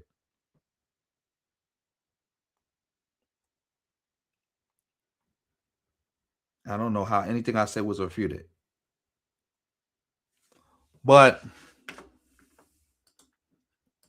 okay, well, how does that refute anything I said about New York? Okay, see, now we getting somewhere. Now we cooking with grease. You from Florida. I know Puerto Ricans don't bang with black people in Florida. My man is Puerto Rican. He went down to Florida and he said, yo, Florida's so much different than New York. You see how we all together? They down there in Florida, they all spread out. So now I see where you coming from. You from Florida. See? Because I thought you was from New York. So I'm like, I'm a liar. I'm a liar. I'm like nobody from New York could tell me nothing. See, okay, now we cooking with grease. Now we cooking with grease. You letting it be known. You from Florida. Okay.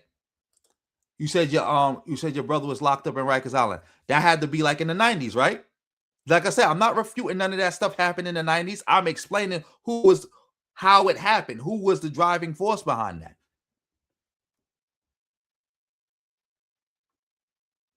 That's all I was doing. So yeah. So see, that's why it's so good to talk. See, I ain't ban you. I ain't call you no name. I ain't disrespect you, Mr. T. We having a conversation. That's where the confusion was coming in. You from Florida.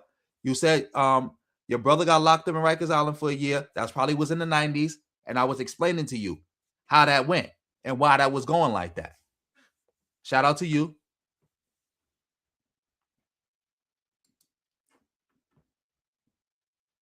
See? Look what he just wrote. We've been fighting them since the 70s. Now, again, how does that go against anything I said? Well, how does that refute anything I said? And truth about slavery. Are you a New Yorker? And if you are a New Yorker, How far back do your family go in New York? Before we switch gears.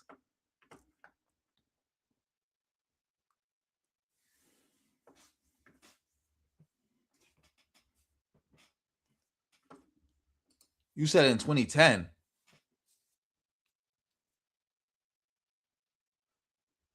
So your brother saying that he got beat up by a bunch of Spanish people in 2010 because he was black or something like that, or that the Spanish people got their own side? Which one?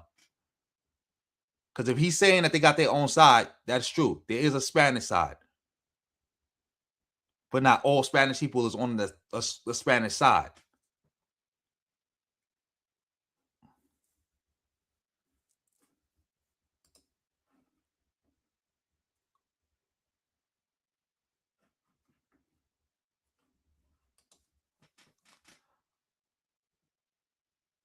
That's because they are people. That's what y'all, that's the thing. Y'all not from New York. Y'all don't understand. I think again, I'm gonna have to do a whole stream about this. Y'all not from New York. Y'all don't understand. We are one people. We not like this is not Florida. There's not two different groups of people. This is not California where it's Mexicans and black. It's not like Florida where it's Puerto Ricans and black. It is just black. Black New York includes Puerto Ricans. That whole Puerto Ricans are black, Dominicans is black. That stuff started in New York. That's where that come from. That whole Dominicans are black and just saying that to any Dominican, that's New York. That's where this conversation started at, in New York. You said you from the Bronx? I mean, you say you from Brooklyn. So you already supposed to know the vibes then if you from Brooklyn. You supposed to know the vibes then.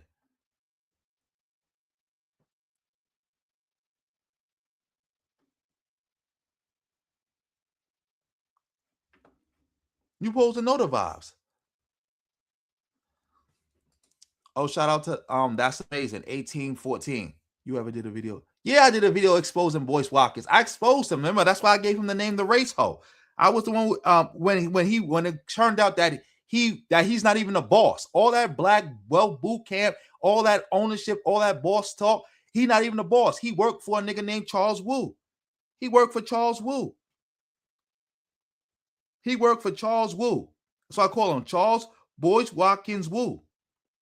Matter of fact, yeah, we could get to that. I'm gonna see if we could get to that right now. Shout out to everybody in the building. Yeah. Let's see. Let's see.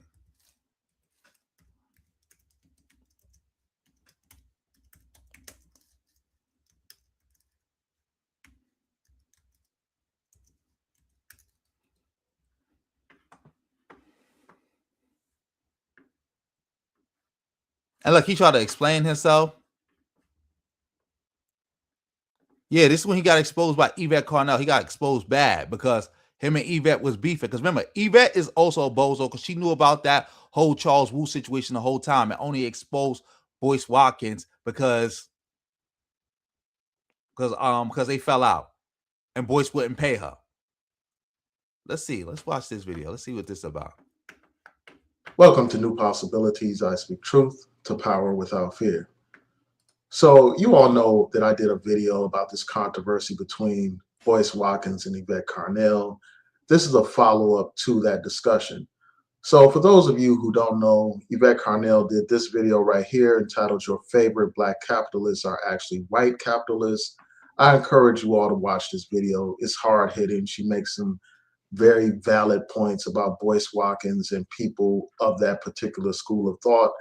So I encourage you to check out her video.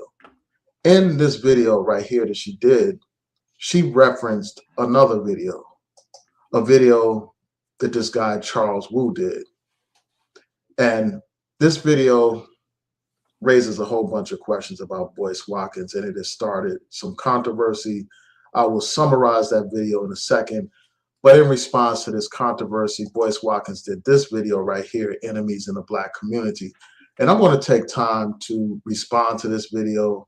That's going to be the focus of this video, just responding to what Boyce Watkins had to say. In addition to doing this video response to this controversy, Boyce Watkins did several other videos. he did this video where he's actually, I guess he's talking with Charles Wu. I didn't watch this video. This video is over an hour and 39 minutes. And he also did another video right here. Yeah, we're not gonna watch that. We're gonna watch Charles. We're gonna watch. I think I found the better video. Shout out to everybody in the building. Not watching all that.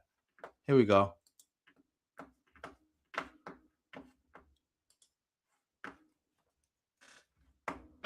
Come on down to the Church of Finance, where you can hear the greatest sermon ever by Reverend Boyce Watkins. So come on down and bring your wallets and pick up his book for $59.99.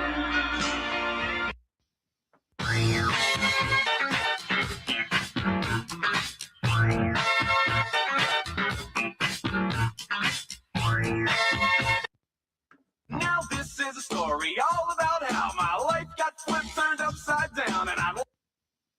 Are you a small-time business owner? Have you had problems attracting new customers? Do you need Black people to support your failing business? Are you too lazy to research online? Are you dumb? If so, just stay tuned because we have all the marketing solutions to help you solve and fix all of your problems. What the fuck? I know exactly what you're thinking. Making any sales? Are you just I'm not watching this. Like, come on now. Like, we're gonna see Charles Wu, Boyce Watkins. We want to see the video. We want to see the video of Boyce Watkins trying to explain himself. Yeah, he went crazy. Let me see if this is the video of him melting down. At least we got the video of him melting down. It is one of the biggest scams targeting seniors in the United States right now. Schemes are growing at an alarming rate. Good morning to you. Investigators say it is one of the most effective scams they've ever seen. What you need to know to protect yourself. I'm Barack Obama, and I approve this message. I had people, come to me, for example, and say, "Oh, you shouldn't cuss so much in your live streams. When you cuss, it's just bad. It's not good. It's good. It's bad for your brand." And my response to them is, well, I understand that cussing bothers you, but I don't really give a fuck. I cuss. That's what I do. That's who I am. I'm a man who cusses. Okay, fuck that. That's just what I do. If cussing bothers you, then don't come. Leave, go, please, unsubscribe. I'm not in this game for popularity. I'm not in this game to get people to like me. I got mine. My people got theirs. The people that are with me, that roll with me, they got theirs and they're getting theirs, and they're gonna be doing good. The ship, the Black people, the powerful Black people ship has been built. It's filled with Negroes, not Negroes, strong Black people. The Negroes are the ones who are running around here like chickens with their head cut off. It's filled with Black people who are going to do well in the future, and they're gonna be fine. I'm not really in this game to make friends. I'm not in this game to be popular. I'm not in this game for people to like me. And to be real with you, I don't really even give a fuck if you trust me. Now, why should I not give a fuck if you trust me? I don't give a fuck if you trust me because you shouldn't believe what I say just because you trust me. If I give you financial advice, you shouldn't just believe it just because you like me. You shouldn't buy into it just because you think maybe I'm charismatic or popular or powerful or important or intelligent or whatever it is. All these things that you might think about me, I think that's great and I appreciate that very much. But you need to verify the information for yourself, and you need to do it because it's good for you, not because I told you to do it. And so I bring this up because there were two things that kept coming up. One is this, the cussing thing. The other is that people keep bringing up this shit with Charles Wu. Now, I have told people 1,000 times, in the Black Business School, we have over 40-something different programs, several departments, dozens and dozens of people that we compensate as contractors. Charles and his program in the Digital Underground is one program. That's one program out of 40-something. And at the end of the day, when people ask me, well, what about Wu? What about Charles Wu? You work for this Asian man. Oh, this Asian man done killed your credibility, Doc. I'm like, fuck you. If I had no credibility with you before this happened, then you don't even need to be here. Why would you even listen to me? Why are you here? I don't want you here. I want you to go. You have no place here. Why would you listen to a lying ass nigga who's just on the internet talking shit? If that's who I am and that's what you think I am, then fuck you, go away and be somewhere else. If somebody else can give you better information or can give you better guidance, then by all means, let me make a list of recommendations for you, because I don't care. I gain nothing from influencing somebody who is going to lose faith in everything we've talked about because you saw me working with an Asian guy. Seriously, I have done 10,000 videos, 10,000 articles over a 20-year period, and you're focused on one moment. It took one situation to somehow crumble all the credibility that you had built up in your head. man. Well, then you was a shady nigga anyway. So go away.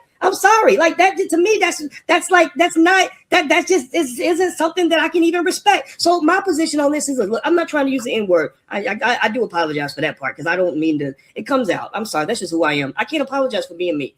But my point on all this is to say, when people keep bringing up the Charles Wu stuff, I'm sitting there looking at them like, wow. No wonder we get our asses kicked by every culture on this planet.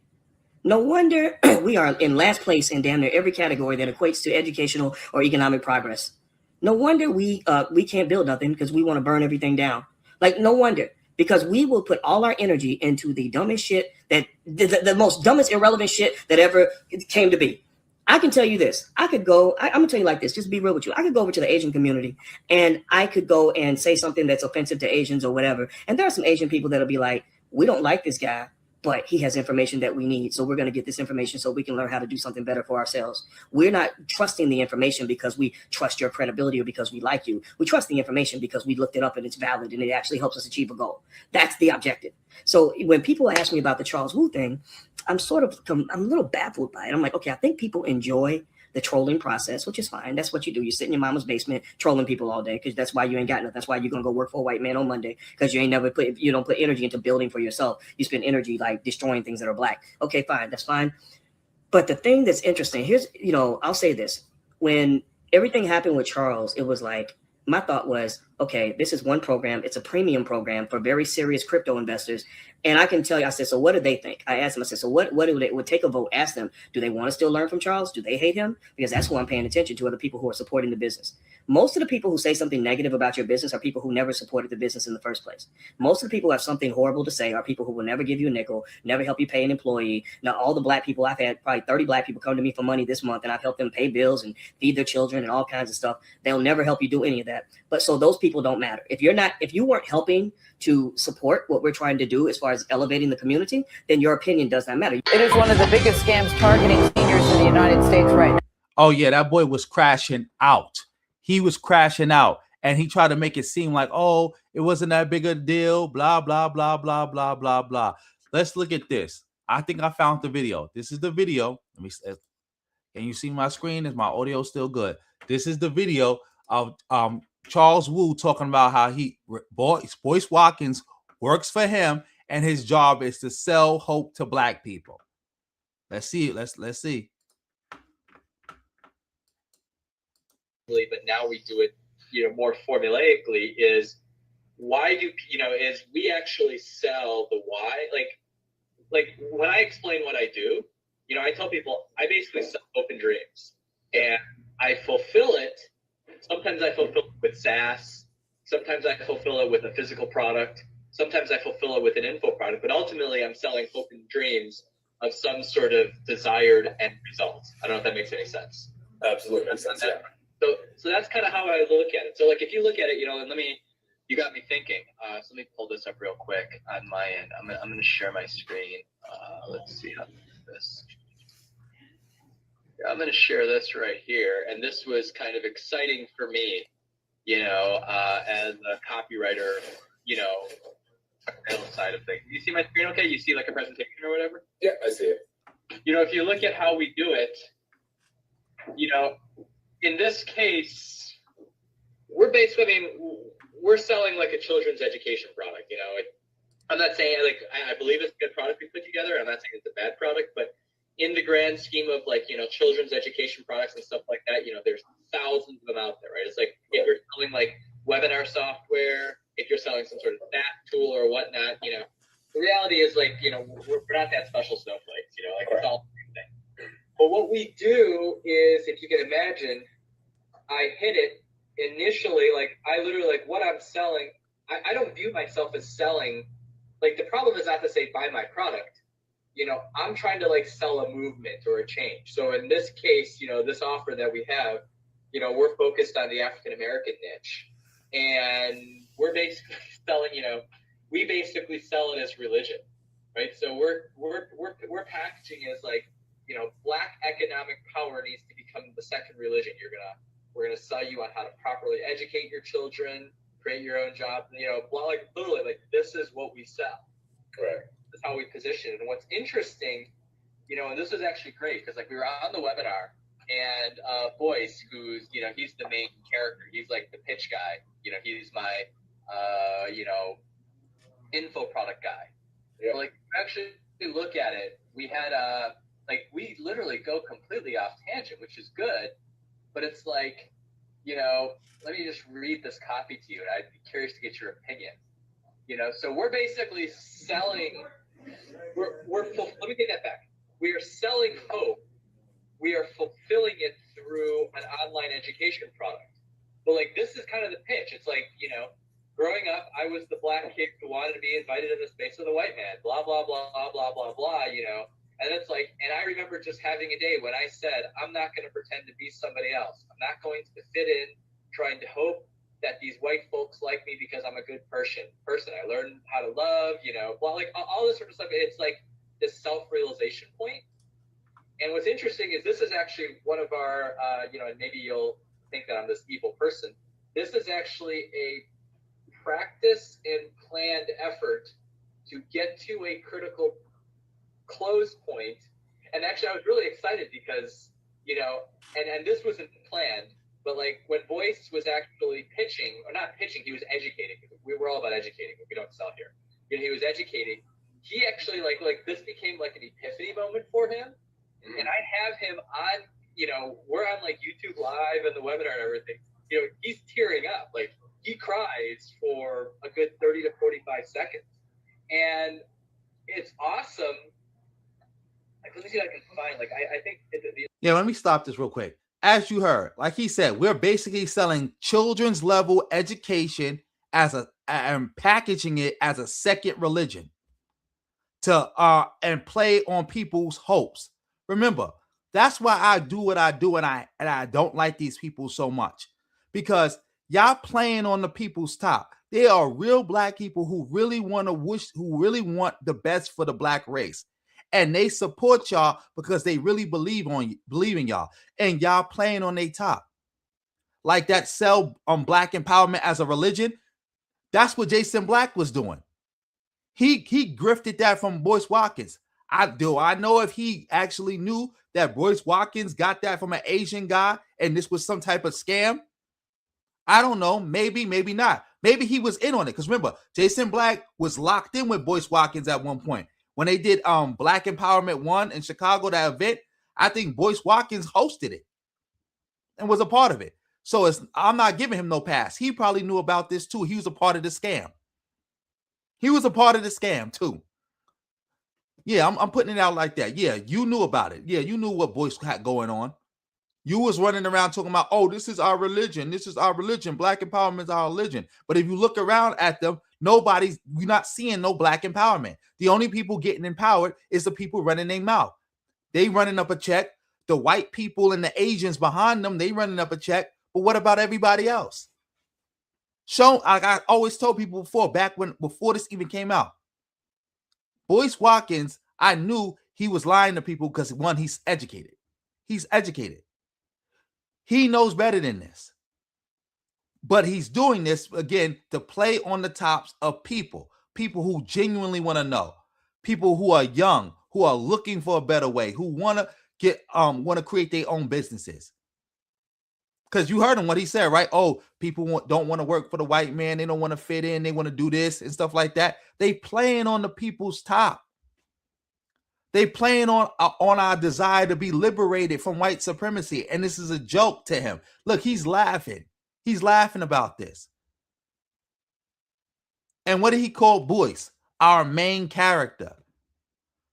To sell this. Oh, we don't sell stuff. Oh, to pitch it.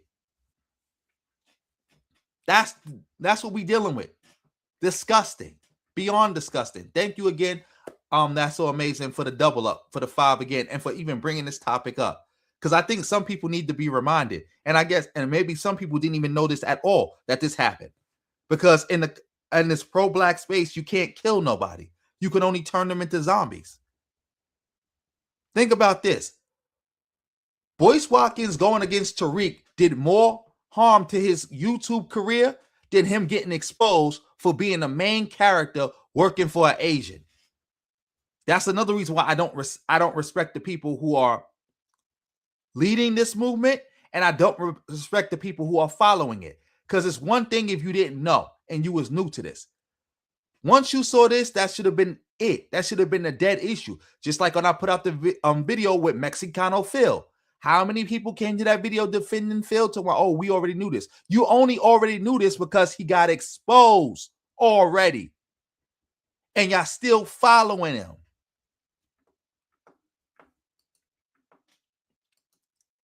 Shout out, thank everybody for the fire emojis. See, Visionary said he didn't even notice. He didn't even notice. Yeah, that's what I said, for the edification of the people. Sometimes I think I got to bring back some of these old receipts. I think I'm going to make sure I do at least one segment of bringing back some old receipts on these bozos so people know this ain't about clout chasing for me. I never even got paid through all the years of exposing them. I just started getting money. This was about something bigger. Like, how dare you do this to our people? And I wanted to bring awareness to this. Cinco de Mayo Phil. Yeah, it was put out this week.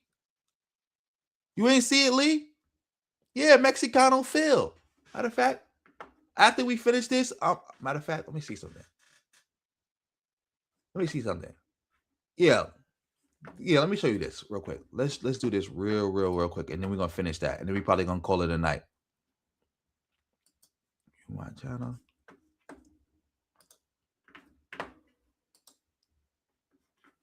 Y'all see the screen? You see the screen, right? Look. There we go right there. Mexicano Phil. Look at it. Mexicano Phil. Mexicano Phil. That's his name, man. Mexicano Phil. Felipe Phil. Exactly. Well, let's get back to this. The video is still up somewhere on YouTube. If I could pull it up, we can find this real quick. You know, from earlier this week. Hold on. And now I need to find something that takes forever to load. But like, also, yes, Boyce Watkins brought helped platform a lot of frauds in the community. Yvette Carnell, Cynthia G, Michi X, a lot of these people came via Boyce Watkins. A lot of the nonsense of like, oh, this black empowerment as religion talk came via Boyce Watkins. He definitely think he El Nino.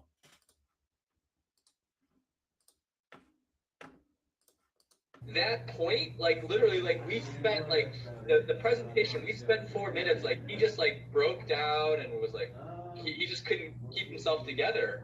And the customer response in terms of comments at that time just completely blew up. And I don't know. You hear him laughing about it, like about customer confidence blew up because Boyce Watkins was literally like on a stream crying, making it seem like he was so passionate about black people, he couldn't even hold back the tears. And this Asian is sitting there laughing like, I can't believe these niggas are that stupid and ate this bullshit up. This kindergarten, baby back child's education, they acting like they done found the Holy Grail. And it was brought to them by a prophet named Boyce Watkins. He's sitting here laughing about it. This is not funny to me. Make it sound like it's completely manufactured, or well, I guess it somewhat is, but this was, beyond my expectations. He said, I don't want to make it seem like it's completely manufactured, but it is. But like the phones or the online, like the orders started bringing in because like people were able to emotionally identify with the why. They were able to experience that transition. Let me go find like it sounds to me like, because they was making fun. He laughing at Boyce Watkins' tears because Boyce Watkins' tears wasn't genuine. He's like he said, Boyce is just the main character. It's an act. This is fake. All that black empowerment, black economic empowerment as a religion. We gonna teach black wealth, how to build back black wealth. We gonna do this and we gonna do that. We ain't gonna have to work for the white man no more. Blah, blah, blah, blah, blah. It was a fake. It was all lies. It was all lies. Like he said, I don't want to say that it was manufactured, but it was manufactured. There was nothing genuine about this. There was nothing genuine about this. And I told, and that's one of the things before this came out, I told people, I said, if y'all keep being so stupid in this conscious community, y'all keep being so stupid in this pro-black stuff, it's only a matter of time before outsiders start noticing it that say, hey, y'all stupid, and there's a lot of money floating around here. Let me create a character so I could get so I could get a bag. And I said, it's only a matter of time from that point, you start seeing racist white people say, hey, y'all so stupid. Let me create some characters. Let me put them out there to teach y'all to hate your own people. And that happened. And funny enough, that all came via Boyce Watkins. Boyce Watkins, the character. We get Yvette Carnell, the mother of the ADOS ideology. All stem from people falling for this kindergarten little kid manufactured act. All that stemmed from this. Like, it went from a functional product up into an emotional product, right? Oh, and exactly, like the guy said, it went from let me get this straight. It went from a functional product to an emotional product. They selling hope. They selling hope. And then what happened when people finally realize they've been lied to? They get disillusioned, and then they turn into people who hate anything that seems to be pro-black. Because every time they see anything that's pro-black, even the genuine stuff, they still hate it because it's reminding them of when they got deceived, when they made a fool out of themselves. He is a professor. He is a professor. He's Dr. Boyce Watkins. That's why I said earlier, that's when I knew he was a fraud. Before all this came out, I knew he was a fraud. I said, you are a professor. You taught at Syracuse. You have a PhD. What is all this nonsense you talking? You know better than this.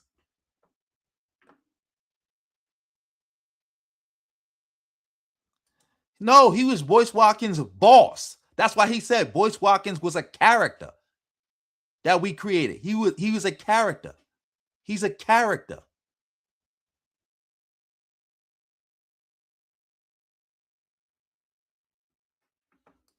Oh, I didn't know that. I don't watch him no more, but I'm pretty sure he was bragging about that. Yeah, maybe I should do that, Lee. But yeah, that's not his partner.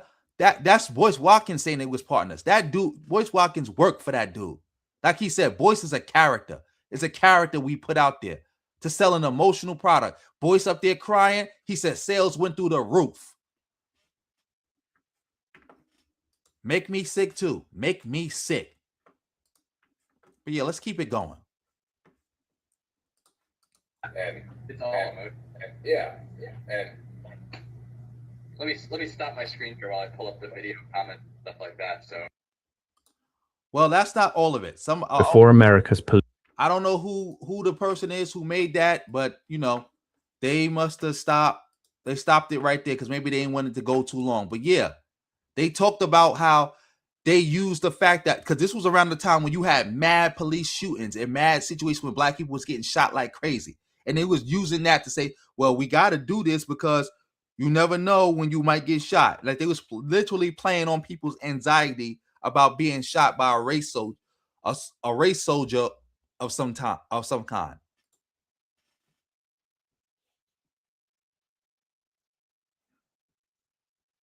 All right, I'll look for that too.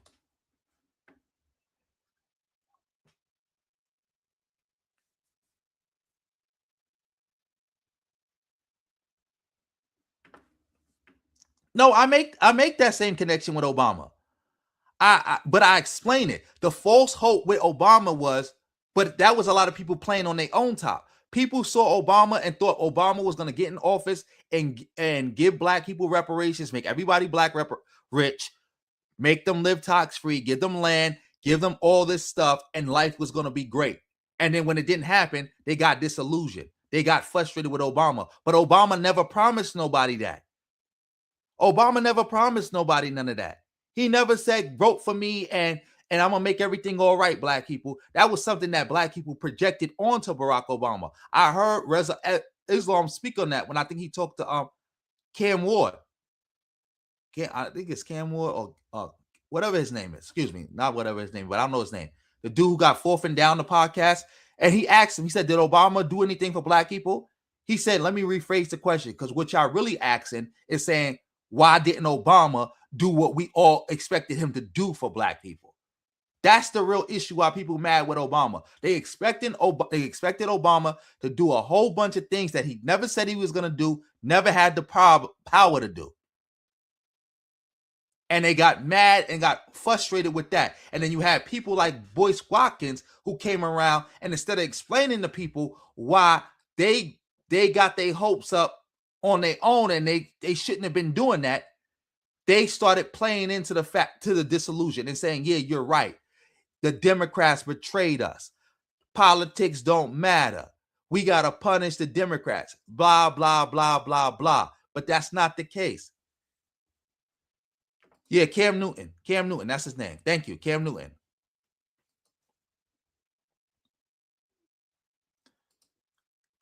He didn't push a lot of false hope and change. But again, also with the stuff that he said he was going to do, he did do.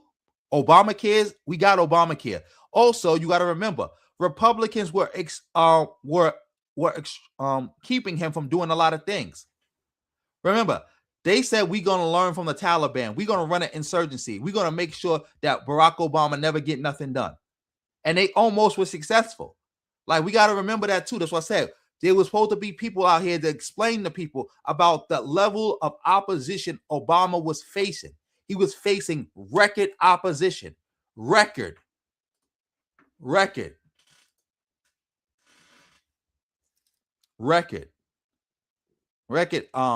see. Let me see if I can pull up a graph.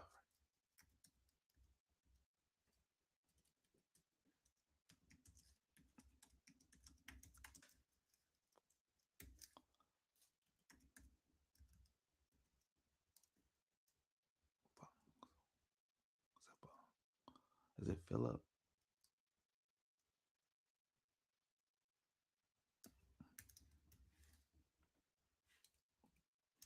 Let me see. Yeah, Barack Obama, the most filibustered president in American history.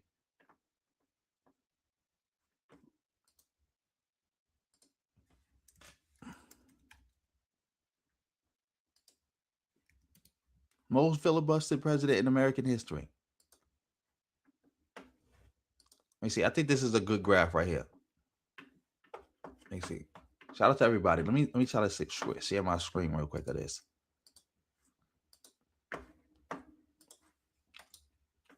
Look, I don't even think this was the whole presidency. 82 things blocked under Barack Obama. 86 blocked under every other president before him.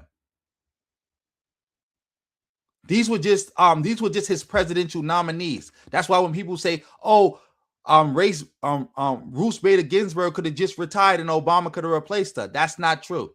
Not true at all. Most filibusters, most everything, most block nominees, everything.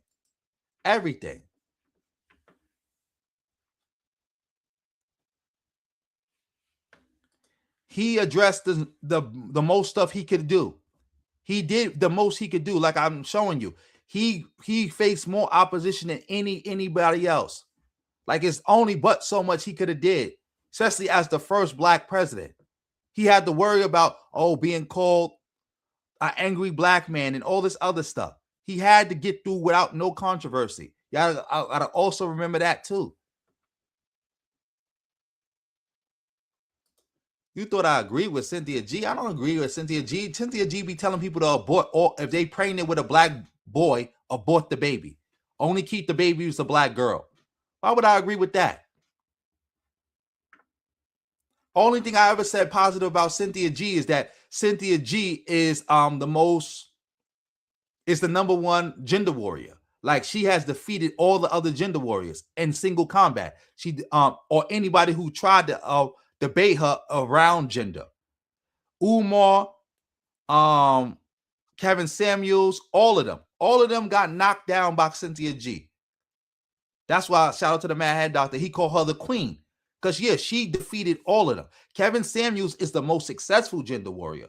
But the gender warrior with the most W's, as in combat-wise, not just in popularity-wise, is Cynthia G. I give her props on that. But I'm not pro Cynthia G. I'm not pro no gender warrior. Yes, the tan suit situation.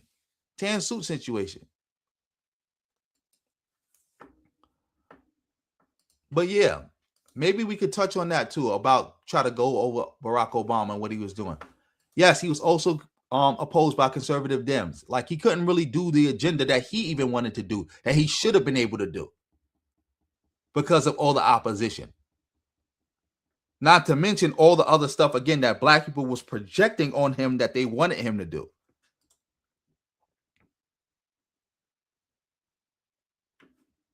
But yeah, matter of fact, shout out to everybody in the building. What?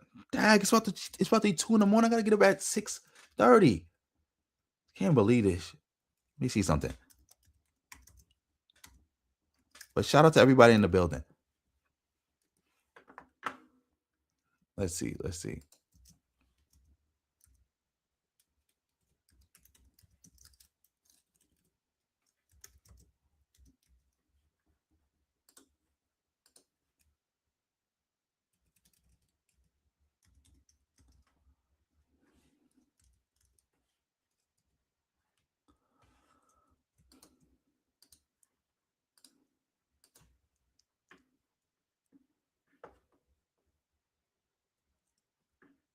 see.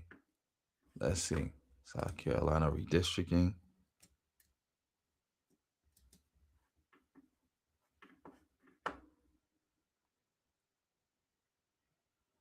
Let's see. South Carolina redistricting fail.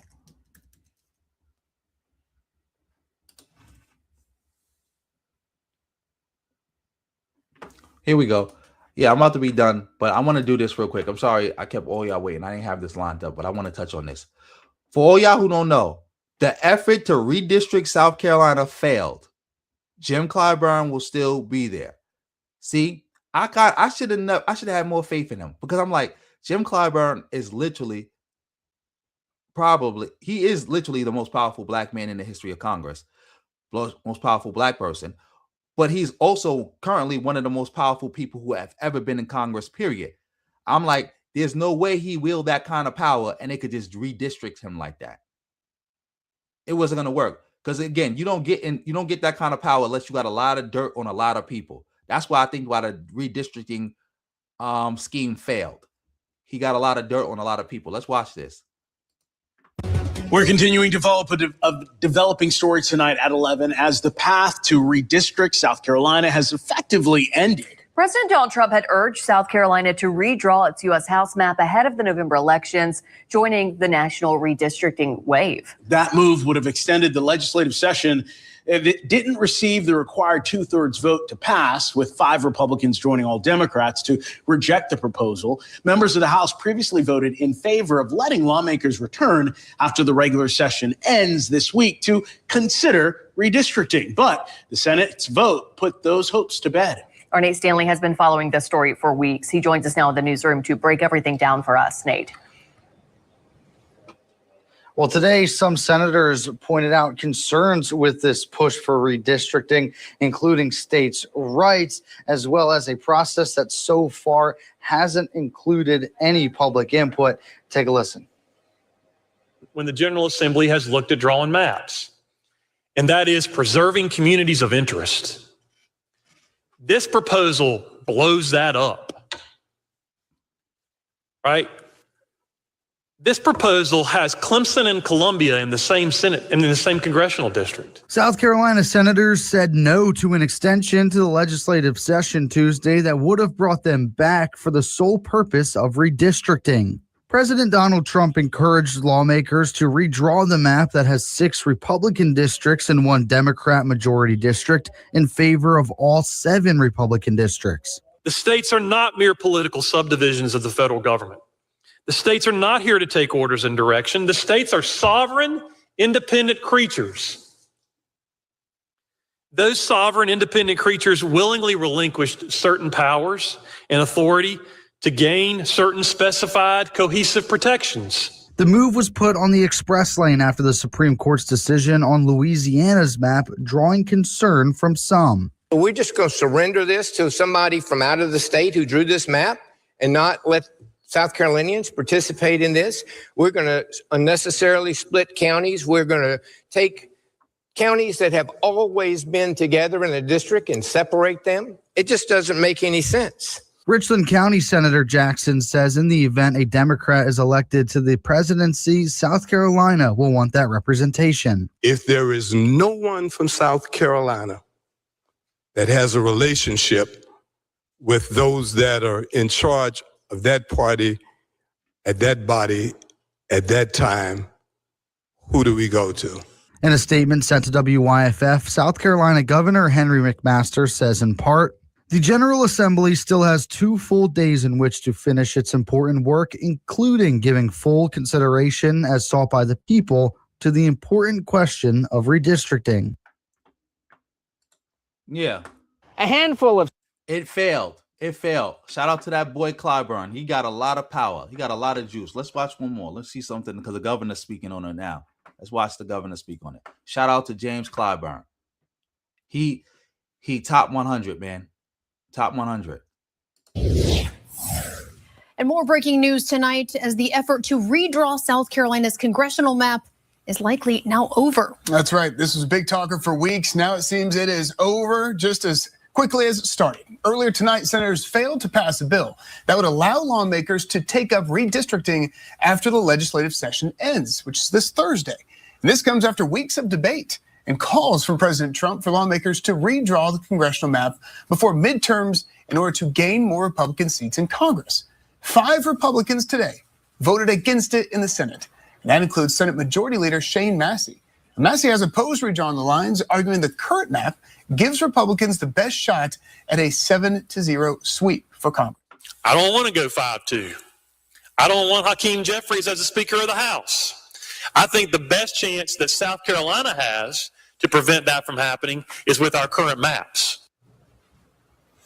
Now, just after that vote, we spoke over the phone with Upstate Representative Luke Rankin of Lawrence County. He led the effort in the House, and today he calls it a shameful day for the Senate.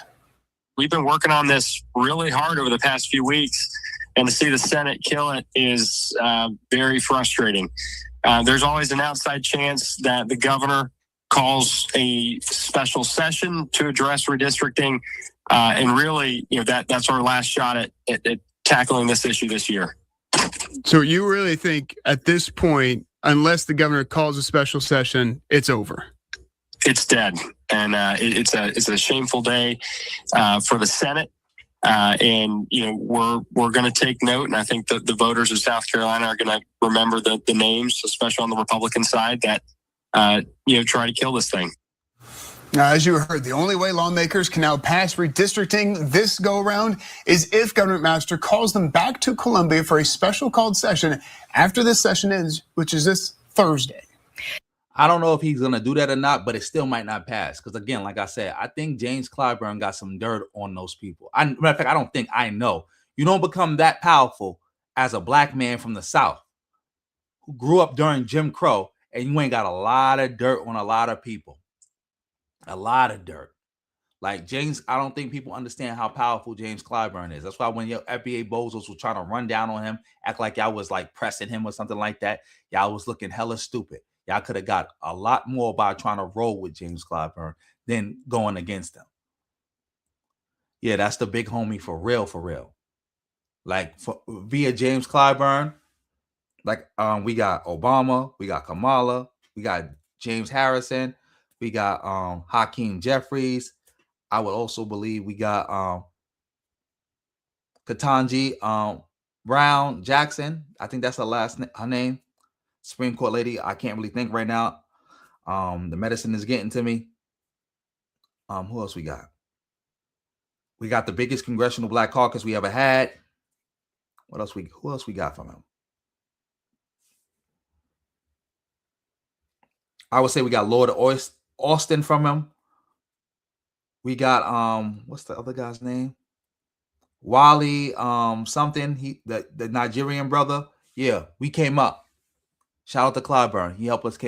He helped us come up. But yeah, let's finish this. And tonight, just moments ago, actually, the governor releasing a statement with no mention of a special session. Let's take a look at that statement here right now. So it says, quote, the General Assembly still has 2 full days in which to finish its important work, including giving full consideration as sought by the people to the important question of redistricting. He went on to say, quote, I urge the General Assembly to finish its work according to the U.S. and South Carolina constitutions in the best interests of the people. Now, all the candidates in the Republican race for governor have responded to the failed vote in the Senate. All of them had expressed some level of support to redraw the map. We can see their full response now to today's failed vote right on our website, foxcarolina.com. And that's another thing I said about the Republican Party. It is a monolith. That's all they do. Like, they just gonna follow directions. That's it. But benevolence, yeah, it is not over. We always have a chance. As long as we alive, we got a chance. Like, yeah, that chance might be a long shot. That chance might be very slim to nil. But as long as we alive, we got a chance. And as long as we keep fighting, we got a chance. But we never going to be able to put up the fight we need to put up as long as we got bozos in the community pumping nonsense. We got too many people in the community who believe that nonsense. It's not the majority of us. The majority of us are correct. The majority of us see things how they're supposed to be seen. But yes, we still got a chance. Probably that. I wouldn't be surprised. I wouldn't be surprised if James Clyburn got some grinded dirt on these dudes where it's like they was being gay on the low with like some black dude and James Clyburn got that information. Or they got like a black mistress or something like that. I wouldn't be surprised. And he know about it. I would not be surprised at all. So salute. You already know. Like I said, we here, we talking. Like, I'm not blocking nobody. You may not, if you don't agree with anything I'm saying, just say it. You know, we here to have a conversation. We all here to get better together. So it's like, you know, talk. Like, just all I say is keep it respectful and make sure you answer the questions when I ask you back. Because again, if you asking me questions, I'm gonna answer the questions. And if I ask you a question, please answer it back. That's it. Remember, that's the whole point of the goal. Like, if you read the goal, we didn't make our goal tonight, but that's fine. We got halfway there. Halfway is better than no way, but we got halfway there. But as I say in the goal, I will answer all questions. So again, putting $1 on it, that helps fuel the chat, fuel me where I can answer all questions. You said you just joined the channel. Thank you. Thank you so much. I appreciate it. Oh, you probably just joined the stream, but whether you just joined the channel or the stream or both, much appreciated. Much appreciated.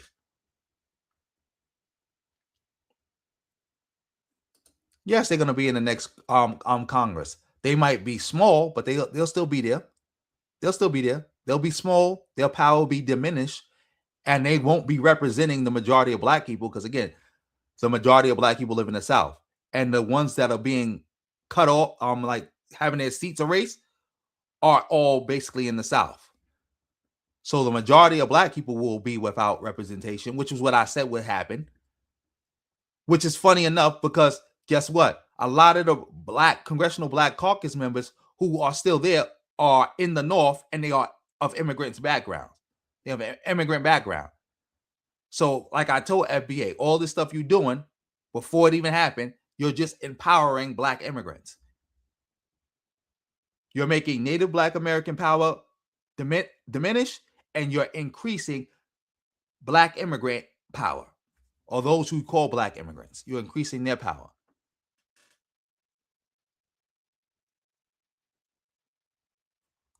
Thank you. But anyway,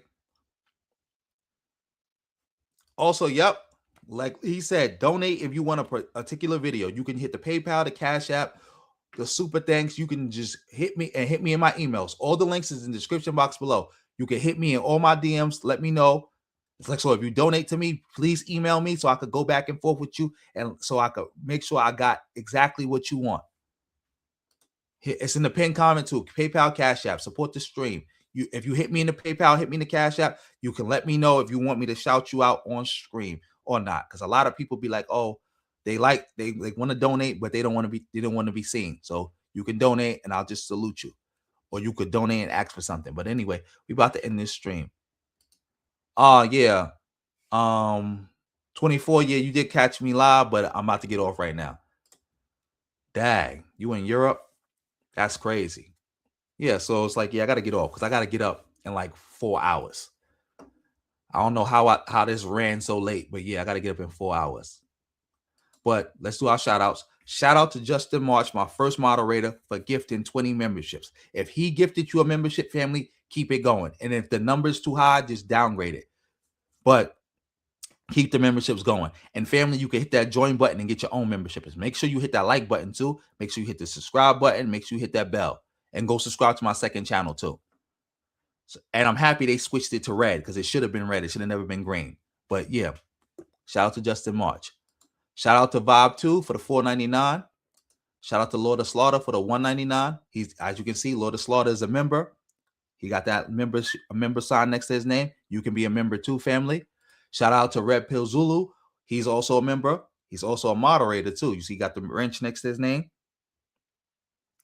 And he gave me the $20. Shout out to That's So Amazing for the $5. Shout out to That's So Amazing again for another $5. Oh, 24. What's up? Yo, you just gifted people 5 memberships. Shout out to 24. He just came in the building and gifted memberships. Shout out to 24 for that. Also, again, family, if you ain't got no money to support, you can pay me with fire emojis. Remember, I'm outside of the algorithm. I got strikes on my channel, so I'm outside of the algorithm. If I want to be in the algorithm, it got to get there via support. So, family, you have to support me. You have to support me. And supporting is fire emojis. Supporting is hitting that heart, reaction heart. Support is thumbs up. Support is sharing the stream. There's a whole bunch of ways you can support for free. Salute, bro. Salute. Thank you. Thank you, Visionary, for the fire emojis. Thank you. Thank you. Thank you. But anyway, I'm going to end it now. Hopefully I could be back here tomorrow and I could start earlier. I don't know. Maybe, maybe not. But yeah. But I'm going to end it here. What did you say?